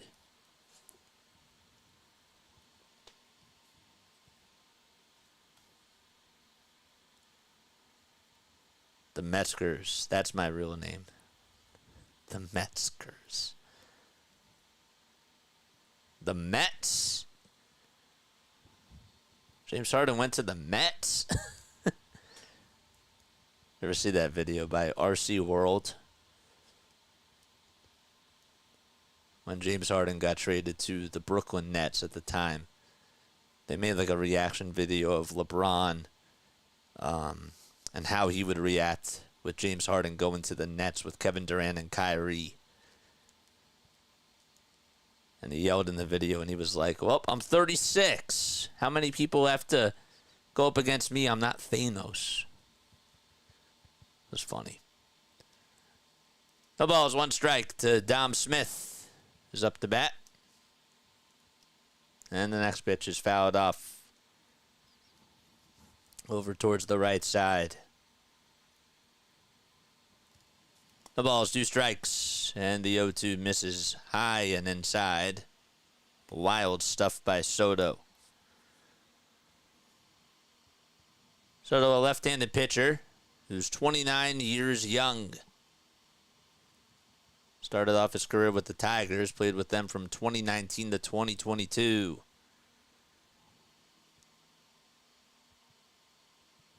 1-2. That's fouled away. During his last year with the Tigers, he was 2-11. He had a 3.28 ERA, 49 hits allowed in 60 innings. Last year for the Phillies, he had a 4.62 ERA. It went up, and now it's at a 5.12. Next pitch, and the count is now 2-2. Soto not wasting any time. Gets set at the belt, kicks, delivers, and that's way inside. Not even close to the strike zone for ball 3.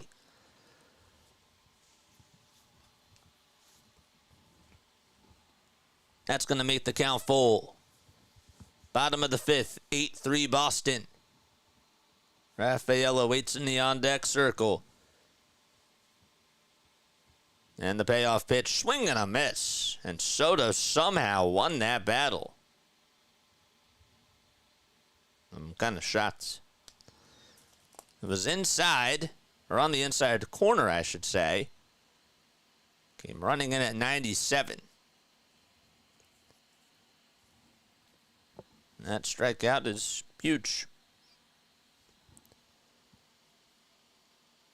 Rafaela steps into the box, batting on the right side, and he takes it inside and high for a ball. Sedan Rafaela, average at 318. Total amount of homers, 7. And 37 RBI as well. Next pitch, and it's taken to make the count 1-1. 1 ball, 1 strike. The pitch, swing and a miss. Soto's sort of tested Rafaela by going down the pipe at about 98 miles per hour to make the count now 1-2. The 1-2 pitch, fouled back. This chat is quiet now. Yeah, well, more people have left. We had 150 people tuning in. Now it's 120.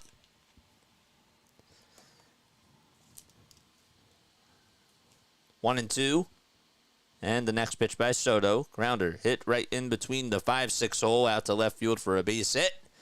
That's going to put runners over at first and second with 1 out in the bottom of the 5th inning. And Rafaela comes through.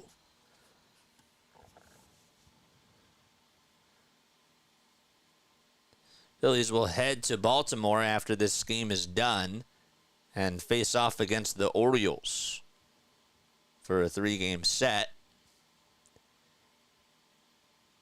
2 runners on in the bottom of the 5th with 1 out and the pitch. That's on the upper third of the zone for a strike.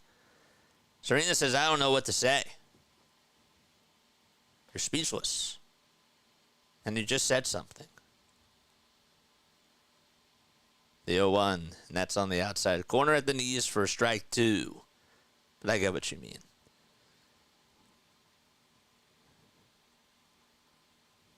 Oilers is a weird team name.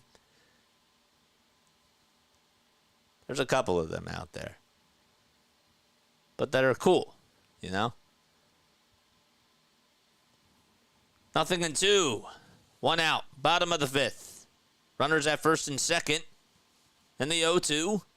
Low and away for ball 1.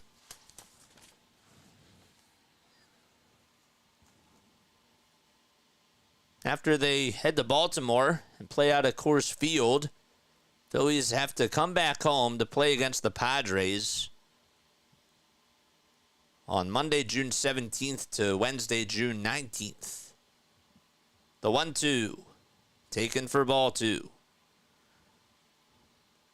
Jamie says, going to the fireworks game on the 28th with 20 people or so. May have to buy my first jersey. Who should I represent? 2-2 pitch. Swing and a miss. And Soto gets his second strikeout of the game. And there's 2 outs in the bottom of the 5th.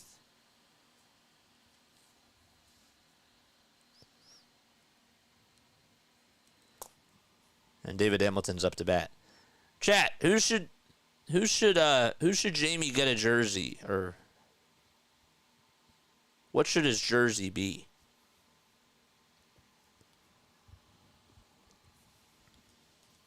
David Hamilton behind in the count, 0-1. No balls, 1 strike. Soto kicks and delivers from the stretch, and that's grounded towards the first base side, and it's a foul ball.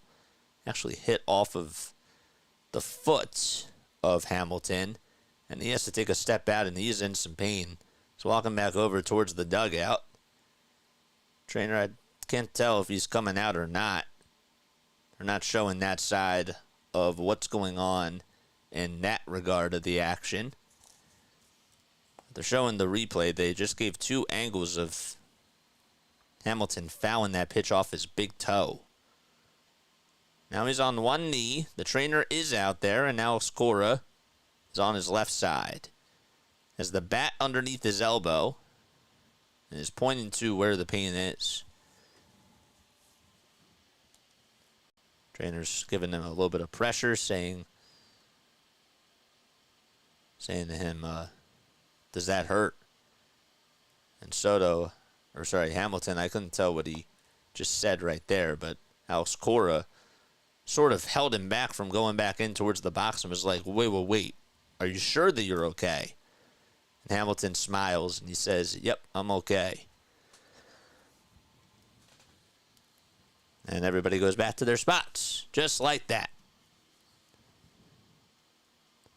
Last night's attendance out at Fenway Park, 33,236 at the Phillies Red Sox game. The pitch, that misses way outside for a ball. And to put that in perspective, well, the Phillies had 38,000 on a Wednesday afternoon game against Milwaukee before they went to London. The pitch, and that swung on and missed, and the throw over to first is in time, and the inning is over. We've played 5 innings and head to the top of the 6th, 8-3 Boston. No runs, 2 men left. And Soto gets out of the little jam. Be right back in just a few moments. See you very, very soon.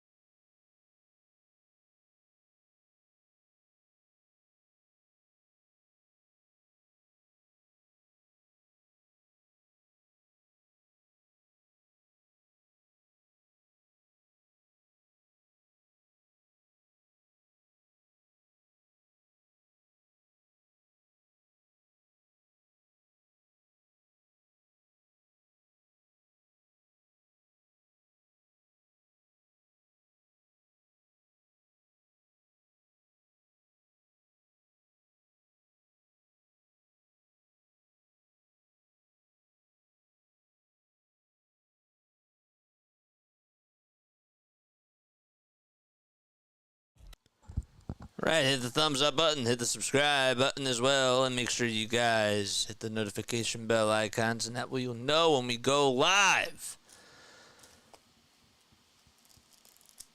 All right, top of the 6th inning.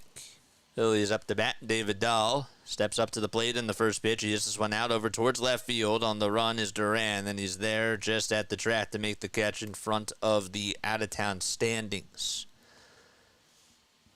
And there's one out in the top of the 6th. Tell me if you've ever heard of this. All right. So when I was in Brigantine, just got back today, at the house, it was towards the back of the first floor, they had a foosball table, but they also had Pac-Man.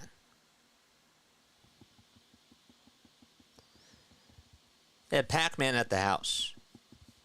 Have you ever heard of somebody having an arcade game in their house?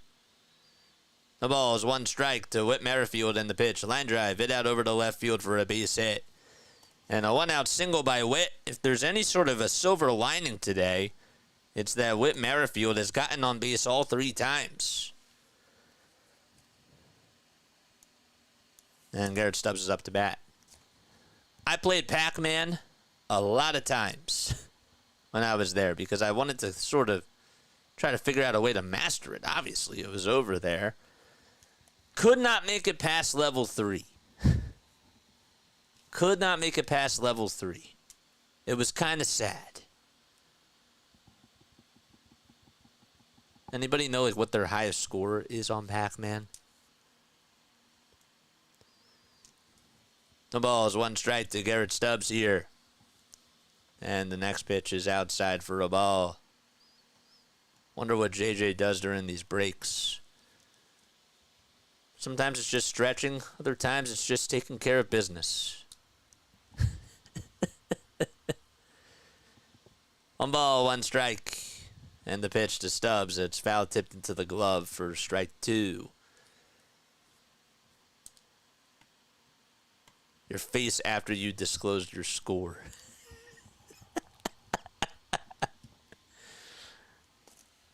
I have to keep it funny, you know. 1-2 pitch. Punched foul towards the left side. You know, these are the types of games where you call them, sort of like in basketball, you try to find ways to fill in the time. And you talk about stories sort of to pass the time. And and the ones that are really good at that, they're sort of like hypnotists, you know? 1-2. Fly it out over to left field. And the second out is made. Good job. It's a good job by Valdez or by Duran to just go chase that down towards the alleyway.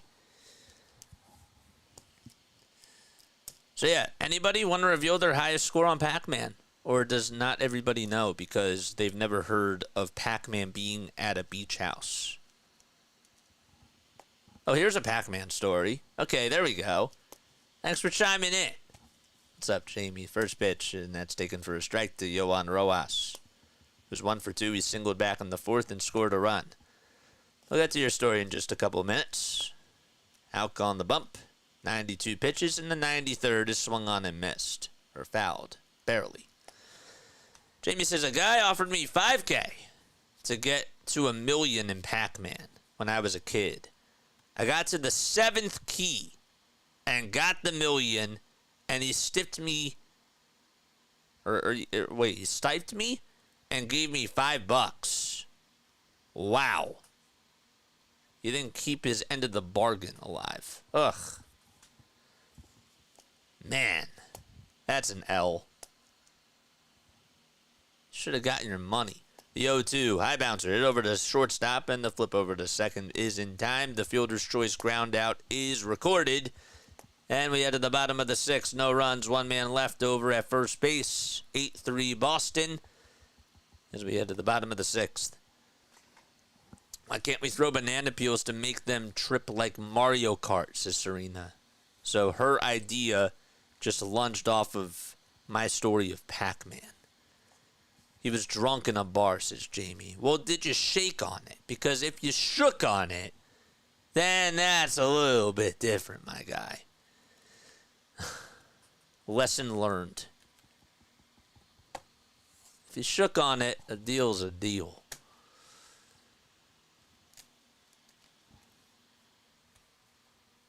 Sip of water time.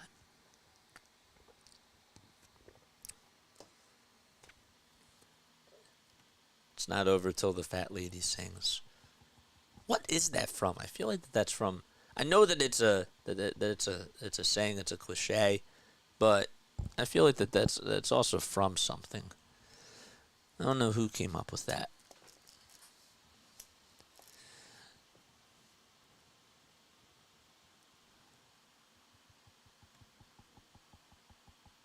Who's warming up?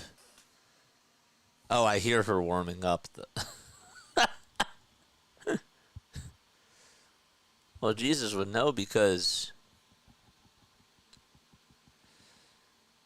Jesus is God. Jesus would know.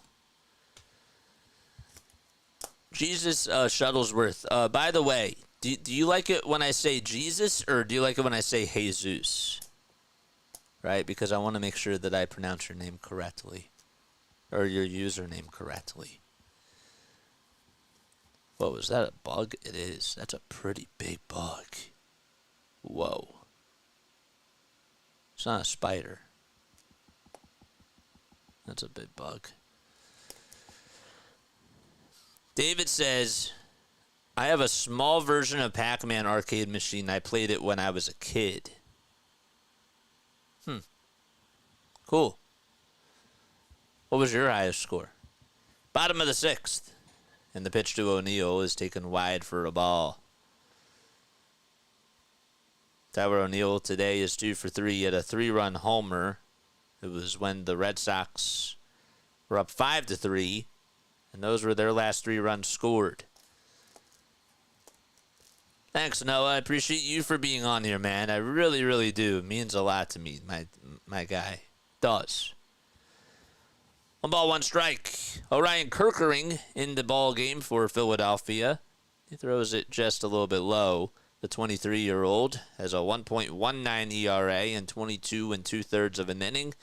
Opponents are batting 188 against him, and he has a .84 whip as well. The pitch. That's taken for ball 2, so it's a 2-2 count. Win or lose, I'm all in. All in on what?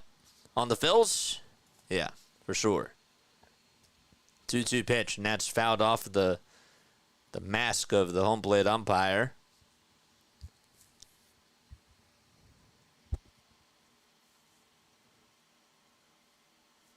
Alex McKay certainly took one right in the mask. Dead center.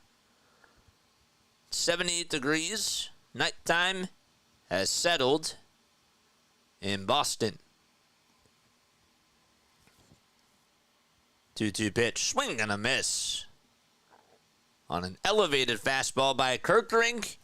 And there's 1 strikeout in the bottom of the 6th. 1 out as well. Can you hit the bell for me? I mean, you can't just ask for the bell. You gotta earn it, my guy. You gotta earn it. First pitch, swing and a miss to Rafael Devers, who singled in the 4th and is 1 for 3.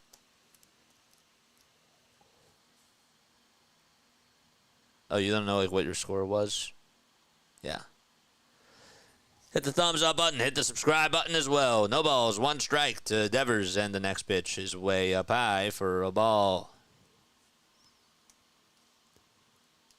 It'll even the count at 1-1.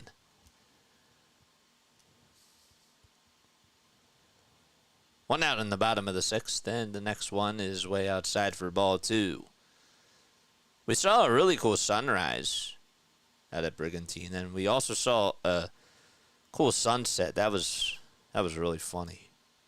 Just getting to see a sunset. It's hard.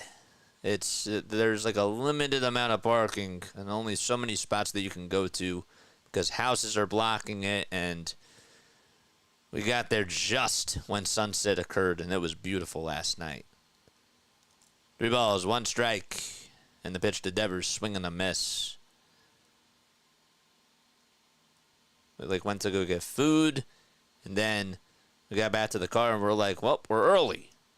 And all of a sudden, we weren't early because we tried to find so many different spots, and you can only go down.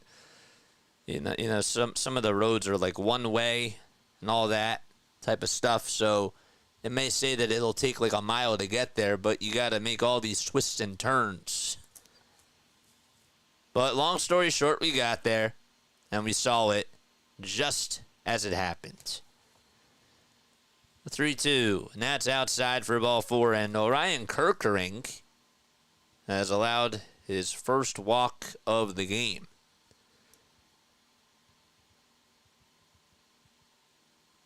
And that also, by the way, ends what is now a 10 or 11 inning streak where he did not allow a walk. The pitch, and that's on the outside corner for a strike. We got a $5 donation from Jamie. Give Noah the bell if you can. That deserves a bell, baby. That deserves a bell. Ring a ding ding. The ball is 2 strikes. The next pitch is way outside. I do appreciate the $5 donation, man. And shout out to Noah. Shout out to you, Jamie, though, for the $5 donation. If you guys did give a super chat, please let me know if I didn't read it, because that's on me and I should be punished for that. 1-2, and that's grounded foul towards the first base side. What should my punishment be if I miss reading a super chat? That's interesting. Huh. That's a very good question. We'll talk about that during the break. 1-2 pitch, way outside for ball 2. Masataka Yoshida is up to bat on the left side of the plate. And Orion Kerkering, with now 18 pitches, has just 1 out recorded in the bottom of the 6th and a runner over at first. The pitch, and that is swung on and missed for strike 3. 2 outs on 2 strikeouts by Kerkering. Emmanuel Valdez up next.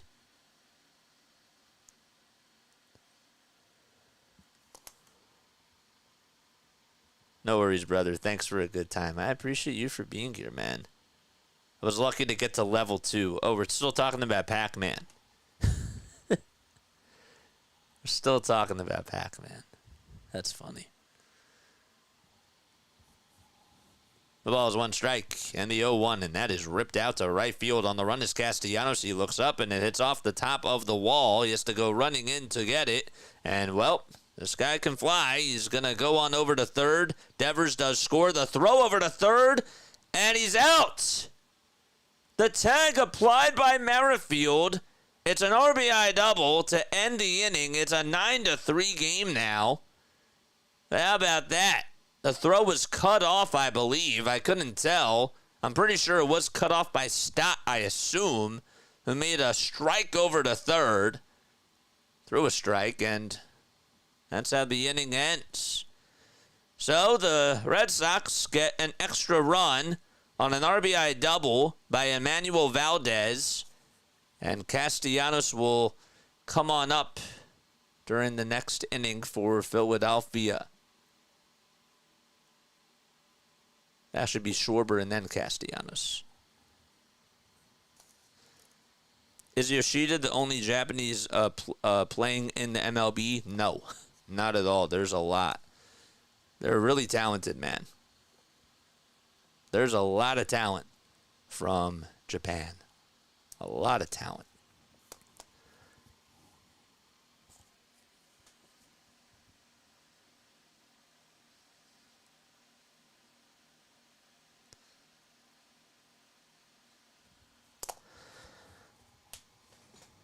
All right, where are we going to? The top of the 7th. Jason! What's up, Jason? How you doing, man? What's good, Jason? What's up? What's up, my guy? Welcome on in. Welcome on in. Take your shoes off. Don't spam the chat. Be a good human being. That's all you got to do.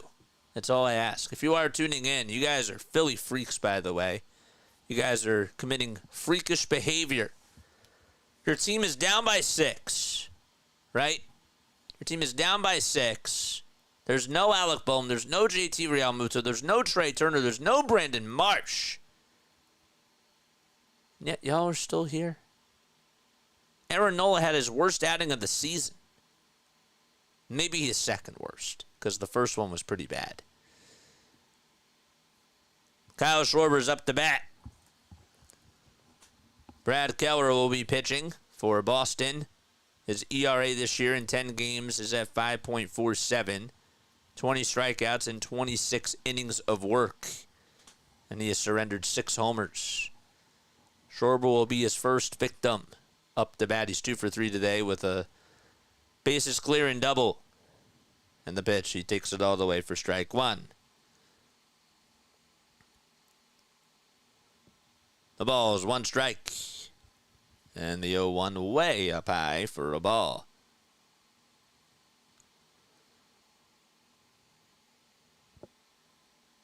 The 1-1 pitch misses low and in for ball 2.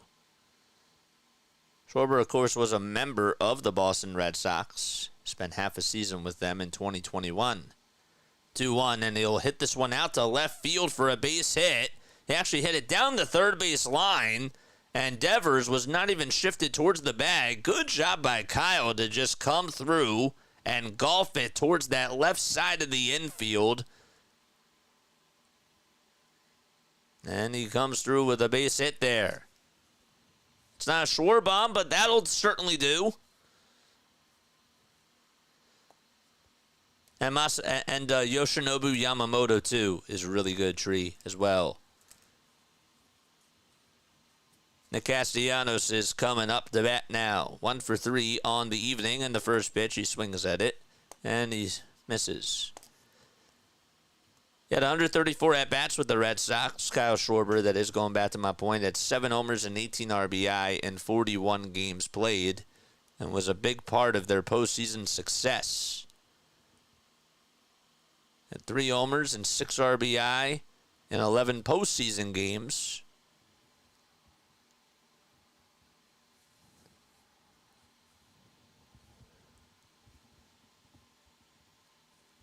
The ball's 2 strikes to Castellanos, and the 0-2 grounded over to shortstop. The flip over to second, there's 1, and the throw over to first will get Castellanos to ground into a 6-4-3 double play.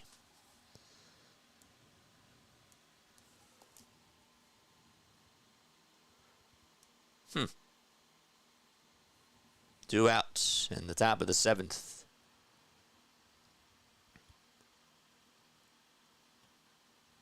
I know, my boy. I've been calling the game. I know that they're down by 6. It's wild. Bryce Harper will get a chance. And he takes high.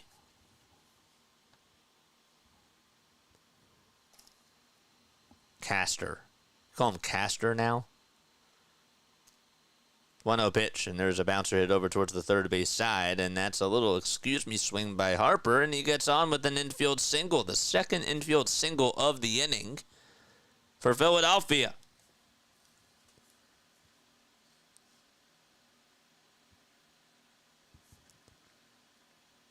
I think Harper may have taken something out of Kyle Schwarber's book. I don't know. 2 outs in the top of the 7th. And Bryson Stott looking to get on the stat sheet as the first pitch is hit out over to left field. It's in foul ground, and it hits the side of the wall. Duran runs out of room. Tried the slide, but it heads towards the seats.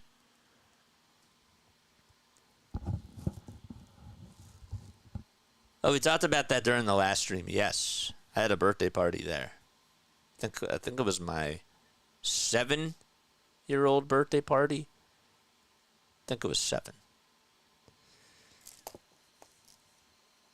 I think it was 7. The ball is 1 strike. Keller on the bump. 10 pitches in this inning so far.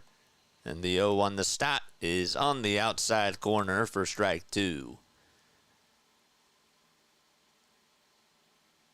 Brad Keller played his first 6 years in the big leagues with the Kansas City Royals. Then played for the other Sox team before getting traded over to Boston. This is his 5th game played with the Boston Red Sox. The pitch, sliced foul, and out of play. 28 years old from Snellville, Georgia.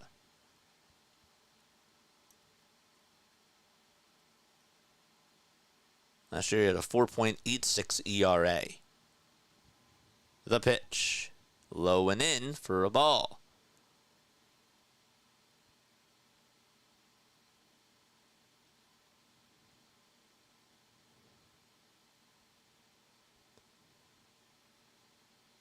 He was a starting pitcher for the first 5 seasons of his career, full time. Then during the last year with the Royals, he became more of a bullpen piece. And that's how it's been for the White Sox and the Red Sox. 1-2 pitch, and that's punched foul towards the left side. Engulfed in the second deck, right near the golf sign. I tried. Sometimes it's a hit or miss. Sometimes you homer, sometimes you strike out with those types of analogies there. And the 1-2 grounded over to second base. This should end the inning, and it does. Good throw over to first. And stretch time out at Fenway Park. Boston is up 9-3 against the Fightin' Phils, who are down to their final 6 outs, but we head to the bottom of the 7th.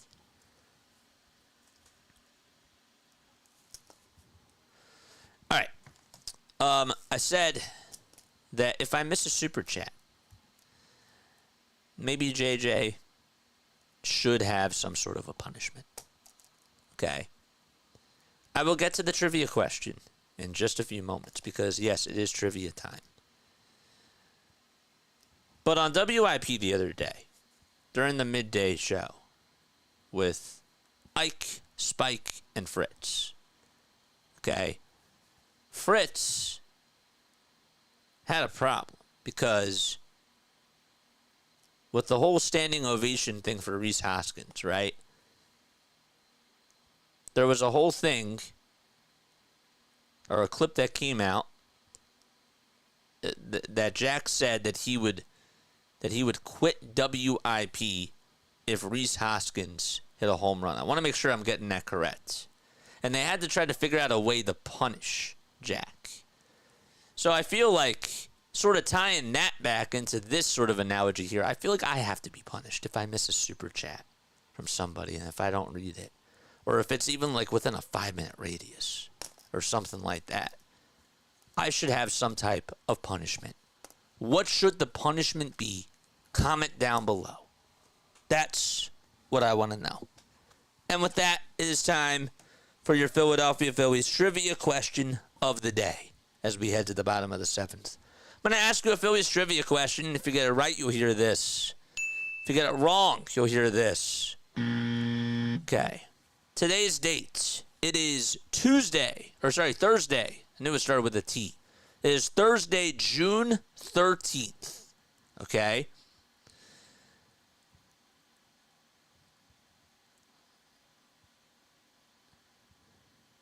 It is Thursday, June 13th.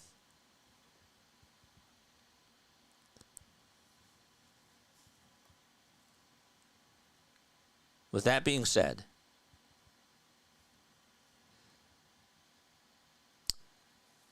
Phillies on this day played against which American League team in their first interleague game? Reese McGuire up to bat on the left side. He's facing Jeff Hoffman here. On this day in 1997, the Phillies played their first interleague game against which team? Hardcore says the Tigers, and that is incorrect. The ball is 2 strikes. The Dodgers, they're not interleague, so. The pitch, and that's swung on and missed. Hoffman gets a strikeout. Oh, you tried to redeem yourself. You said Angels. David says the Blue Jays, and that is correct. Good job, David. You got it. Woo! Good job. 1 out in the bottom of the 7th, and Smith up to bat. It's Dom Smith, who swings at the first pitch, and it's an 0-1 count. All right, so what should JJ's punishment be if he misses a super chat? That's the question. That's the question. The ball is 1 strike, and the next pitch, and that's going to hit Dom Smith, and they'll be rewarded first base. What should JJ's punishment be if he misses a super chat? Serena says, make a $10 donation to a charity. I like that. But see, now, does the person that makes the super chat have to do that? Or is it up to me to decide which charity? Donate the super chat. I can't donate. Yeah, I see what you said. If I miss it, unban Joe Nunamaker. I don't know what just happened to him. I trust my mods with what happened. I didn't see what happened, so I apologize. The ball is 1 strike to Rafaela, who's up to bat. And the 0-1 pitch, way up high and outside for a ball. Phillies are underrated as a team, JJ in chat. Underrated? I completely 1,000% disagree with that statement. I don't think they're overrated either. The 1-1. And check swing, did he go? First base umpire says no. It's a 2-1 count.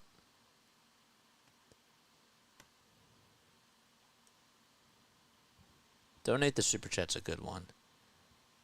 I like that. 2 balls, 1 strike. The next pitch, swing and a miss. I will propose this question tomorrow, too. And during the weekend, and we'll try to come up with a consensus as to what the punishment should be. And we'll actually do a vote. Okay? We'll talk about this again, and we'll keep bringing it up, because I deserve to be punished for that, because you guys gave a super chat. And how I can miss that, I can't do that. The pitch, swing and a miss. And Hoffman gets his 2nd strikeout. Congratulations to Merrill Reese on being honored with the 2024 Pete Rozelle Radio TV Award, being a recipient of that. Good job by him. Applause to Merrill. Love Merrill.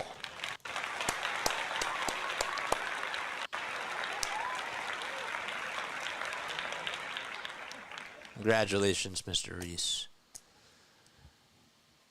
First pitch in there for a strike. That's really cool. The ball is 1 strike. It's been the voice of the Eagles since 1977. And the pitch, and that's fouled back. The longest-serving radio play-by-play NFL announcer. So that means that this will be season number 47 for Merrill. Unbelievable. The ball's 2 strikes. 2 outs in the bottom of the 7th and a runner over at first. Duran's up to bat. And the 0-2 is way up high for a ball. That was just announced today, too. He'll be honored during the 2024 Pro Football Hall of Fame Enshrinement Week, which is in August. 1 ball, 2 strikes. And the next pitch is way outside for ball 2 to Duran. So there's 2 outs in the bottom of the 7th. It's 9-3 Boston with a runner over at first. 10 seconds left on the pitch clock. Jeff Hoffman on the bump. 14 total pitches. And the 2-2 on the way. Fly ball hit out over towards deep center field. Rojas just has enough room and he'll make the catch in front of the track. And we head to the top of the 8th. 9-3 Boston. No runs. 1 man left. Red Sox have 13 hits and have scored 9 runs. Phillies have left 10 guys, or 7 men on base. And they have 10 hits today. But they'll be up to bat. You must love your job. Or he must love his job doing it for over 40 years. Yeah, and shout out to Kayla Santiago. So Kayla, who I have a lot of respect for, of course. I have a lot of respect for a lot of people that I graduated with that are in the broadcasting world. She interned for Merrill Reese, and she did a really cool piece on him last year. He's also the owner of WBOC, which is another radio station in New Jersey. Merrill Reese, that is. And so she interned for him, and she put together a really cool package. I saw it on LinkedIn. It was really, really well done. But he said that he can still memorize a 55-man roster in less than 20 minutes. And that's a skill. I just pray. I just pray, man. I pray that when I'm 81 years old, if I'm still around on this beautiful earth, that I can memorize a 55-man roster in 20 minutes. That's impressive. Yep. I second the donation thing. That's a good one. Yep. We need to win the next 95 games first before we can even think about the World Series. Pitch, and that's taken outside for a ball. I used to do call-outs on chicken fights. When was that? 1 ball, no strikes to Edmundo Sosa. We're in the top of the 8th. The next pitch was outside for ball 2. Keller's still out there on the bump for Boston with 17 pitches. 2 balls, no strikes. And the next one is just taken on the outside corner for a strike. Looked a little bit outside, but it's a 2-1 count. The pitch to Sosa, and he bloops this one out over to right field, and snow-coning it and making the catch is Tyler O'Neill. Just able to get over towards that right field line. And the Phillies are down to their final 5 outs. David Dahl will step into the box. And it's his turn. The pitch to Dahl is on the outside corner for strike 1. Hey, Jason, what's good? Nothing too much, Mike. My name is Jason, but I know that you call me JJ, and I knew that you were talking to our other boy on here, Jason Torrero. Yo almost fouled off to make it an 0-2 count. Keller winds up, kicks, fires, and that's way outside for a ball.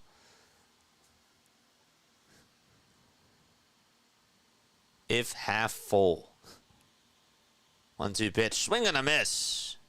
And David Dahl strikes out. 2 up, 2 down in the 8th inning. And it's Whit Merrifield's turn to come on up to bat. Take a look at the out-of-town scores. The only other game on right now is the Twins Athletics game. It's 4-2 in the bottom of the 7th. Minnesota has a 2-run lead with 2 outs and a runner over at first. Merrifield takes a strike on the inside edge of the dish. Braves won 6-3 out in Baltimore. Tigers able to win by 5 against the Nationals, 7-2. That was the score. The next pitch will make it a 1-1 count. 25 total pitches for Brad Keller. And the 1-1 swing and a miss, and I mean pretty badly. Merrifield has gotten on base today 3 times. It's 2 for 2. He also got hit by a pitch. He's never faced Keller before. They were teammates. 1-2 on the way. Hit out over towards right field. And O'Neill there to make the grab. And that inning was easy as 1-2-3 for Brad Keller as he gets a 1-2-3 inning. And we head to the bottom of the 8th. Red Sox have a 6-run lead. And they're looking to add on some more runs. Thanks, Jason. I appreciate it, man. If you guys enjoyed this content, hit the thumbs up button. Hit the subscribe button as well. And turn on the notification bell icons, and that way you'll know when I go live. Jason, he put it all in caps lock just to specify that you were not talking to me. Well, Tanner, get back in. Oh, wait, that was not to me.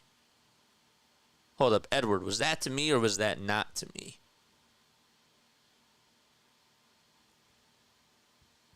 Now I'm confused because you said it twice.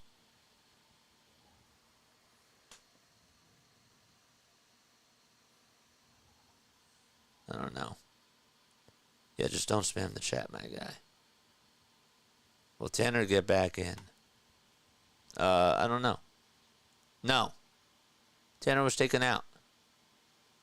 Tanner was taken out, my guy. You're singing in the rain? Are you singing in the rain? You said that you're singing. It's a good musical. So the Sox are looking to add on more runs, but the Phillies only have 3 outs left. And they're down by 6.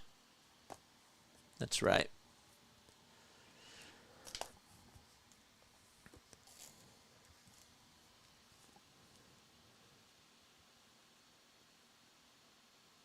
This was my welcome back present that the Phillies decided to give me.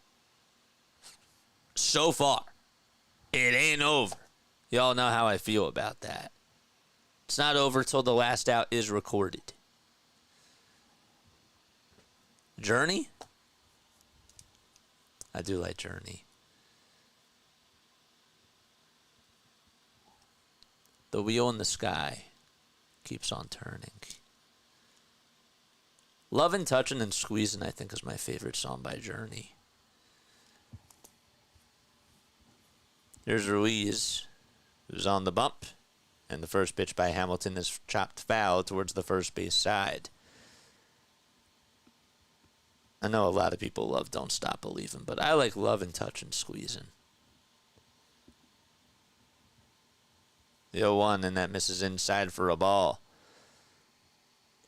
So 1 ball, 1 strike to Hamilton. David Hamilton, that is. And the 1-1 is swung on and missed. He got fooled on that. I was actually starting to look at concerts, maybe the go-to over the summer. I started doing that last night. And the 1-2 pitch, and that's at the knees for a called third strike. As Hamilton goes down looking. Now, I didn't know this, but Willie Nelson has a July 4th picnic that he's doing this year in Camden.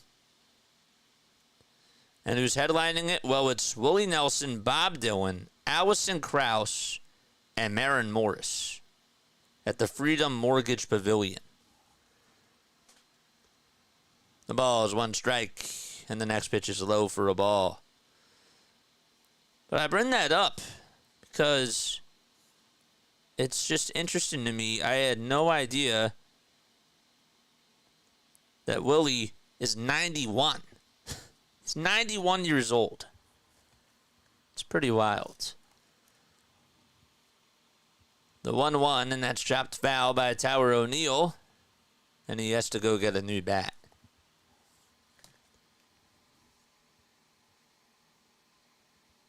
Also, I found out like 2 weeks ago, apparently Frankie Valli, I didn't know that he was still alive. He's 90.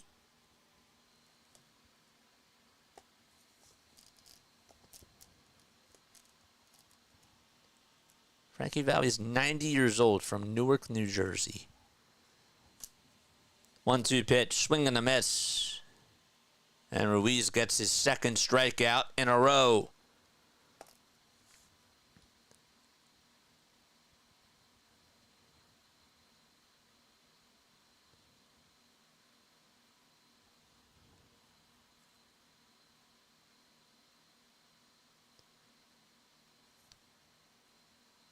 There's a New Jersey Hall of Fame, and that's where he's inducted into.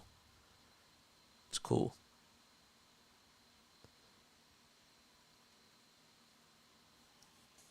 One ball, no strikes to Rafael Devers. And the 1-0 is in there for strike one. They were tied in with the mob, JJ. Did you know that? Who? Are we talking about Maren Morris and we're talking about Frankie Valli in the Four Seasons. The pitch, line drive, hit out over to right field for a base hit. It goes over the head of Castellanos, and he one-hops it off the top of the wall. We'll try to throw it over to second. It's not in time. And Devers gets on with a double. Sorry, I was focusing on too many things at once. What about Frankie Valli, Mike? The Four Seasons and Frankie Valli were tied in with the mob. What does that mean, tied in with the mob? I don't know what tied in with the mob means. I know that the Jersey, oh my gosh, what's it called? Why am I blanking out on it? The ball is 1 strike. And the next pitch is in there for strike 2.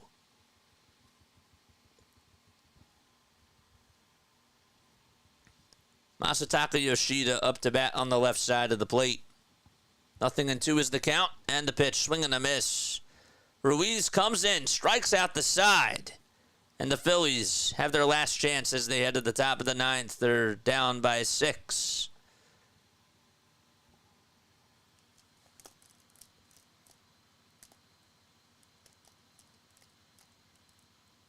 The mob, mafia, Lacastre.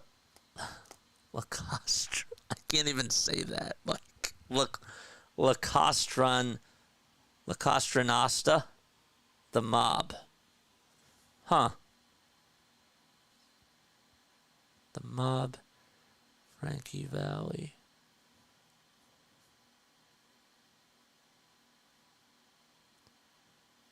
Oh, I didn't know that. Frankie Valli on being linked to the mafia. I'll have to look into that. Jersey Boys, that's what I was thinking of. Much love to Merrill Reese. Some of y'all are so far behind. Did he answer my question about the post game? No. I was busy scrolling through other people's chats and doing play-by-play. JJ, do you ever think about doing post-game shows to talk more in depth about the game? I do it sometimes.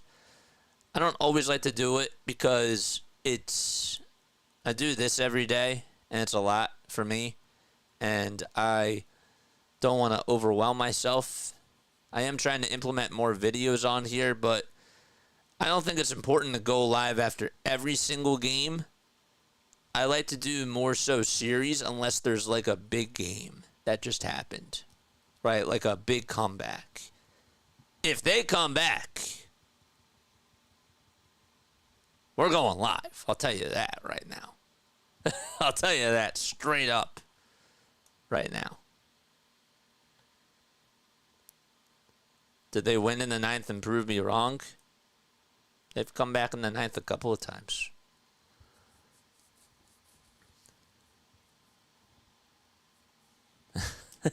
If they come back in the ninth, we're going live. I'm telling you that straight up. Stubbs up to bat, and he takes the first pitch low and inside for a ball. 8, 9, and 1 due up in the order for Philadelphia. By the way, hit the thumbs up button and hit that subscribe button. How many likes do we have on here? The 1-0 swing and a miss.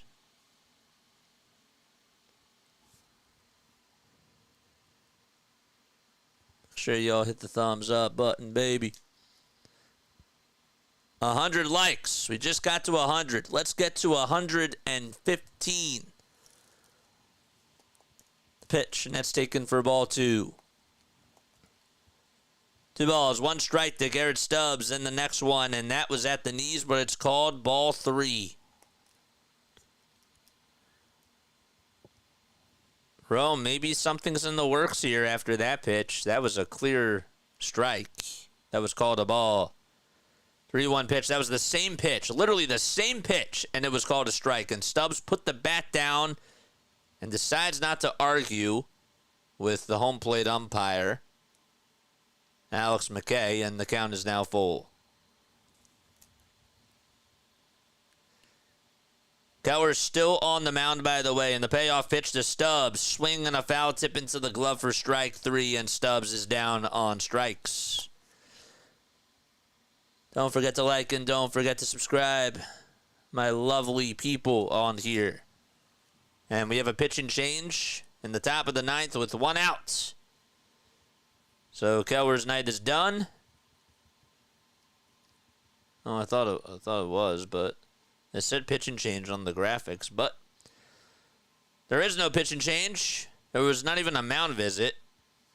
Wes Wilson up to bat, and the pitch is low for a ball. Wes Wilson pinch hitting for Johan Rojas. Phillies are unleashing their bench now. And the 1-0, and that's lined foul towards the third base side.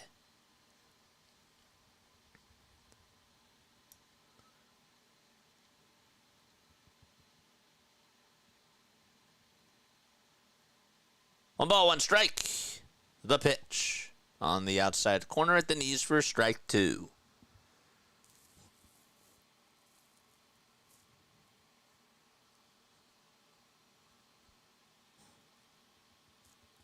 Here's the 1-2 to Wilson, and that misses in the dirt.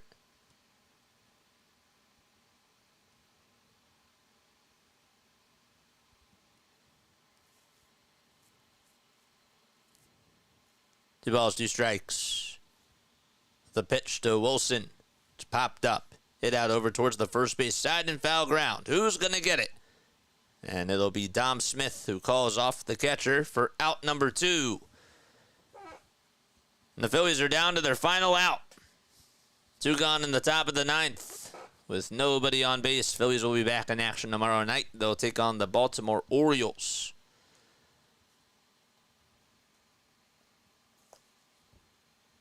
And Kyle Schwarber, at bat to the top of the order. He's up to bat. He's 3 for 4 today with 2 singles, a double, and 3 RBI. And the pitch taken low for a ball.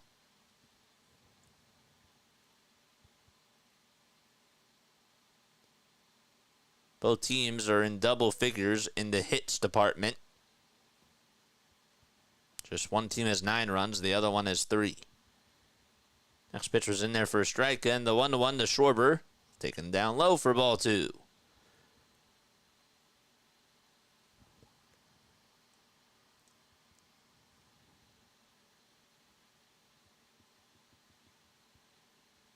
The pitch. That just misses outside for ball 3. Red Sox were 6 for 14 with runners in scoring position. Phillies were 2 for 6. The 3-1 outside for ball 4. And Schwarber gets on with a 2-out walk. And Castellanos up to bat next. Phillies in last night's game with runners in scoring position ended up going 4 for 13, and they left 10 guys on base. And the Red Sox were 3 for 10. The pitch. It looked a little bit low, but it's a called strike to Nick Castellanos. 1 hit and 4 tries tonight for Nick. And the 0-1, and that's spoiled foul. And the Phillies are down to their final strike.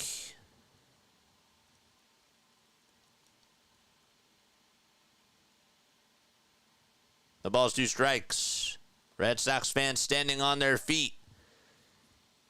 Keller getting ready to throw pitch number 46. Here it comes. The pitch. Swing and a miss. And that's the ball game. Castellanos goes down swinging on strikes. And the Phillies lose another series to the Boston Red Sox. As the Red Sox win by a final score of 9-3. Tyler O'Neill, the player of the game, went 2 for 5. Had a 3-run homer. It was his 12th of the season back in the 4th. Phillies were trying to get back into the game within striking distance, and that was the time of the game where the Phillies were just getting mollywopped. So the Phillies lose this series to the Red Sox. And Boston, let's see what's on their schedule next. The Red Sox will be playing against the New York Yankees tomorrow. They start a 3-game set at home. So that should be interesting. And they're the Sunday night baseball game on June 16th as well. And they play on Fox on Saturday night. So 2 nationally televised games out of the 3. And the Phillies, as we just mentioned, will be playing out in Baltimore against the Orioles. And that series starts tomorrow night for Philadelphia as they're looking to bounce back. Phillies are now 46-21 on the season, 25 games now over 500. And they'll be playing against the Orioles, starting off a 3-game set tomorrow night. It'll be Ranger Suarez going up against Kyle Bradish. Followed up by Taijuan Walker going up against Grayson Rodriguez. That game will be at 4:05 on Saturday. Tomorrow night's game at 7:05, and then Sunday it'll be an afternoon game at 1:35. It's Wheeler versus Burns. All right, one word to describe that game. Comment down below, and then we're done. Basically, says Jesus. Basically. Okay. I think that we can just make up words to discuss. Yeah, crappy. Yeah, crappy. Not the word that I would use, but that's what you use. Painful, terrible. It was vomit-worthy. I think that that's 2 words, but I'll put a dash in there, even if that's not grammatically correct, because it's my own word that I just made up. Yep. All right. Love you guys. I will catch you all tomorrow night. 7:05 p.m. is the next time the Phillies will play tomorrow. All right. I will catch you all on the next one. And yeah, Laila Tov, everybody. Laila Tov.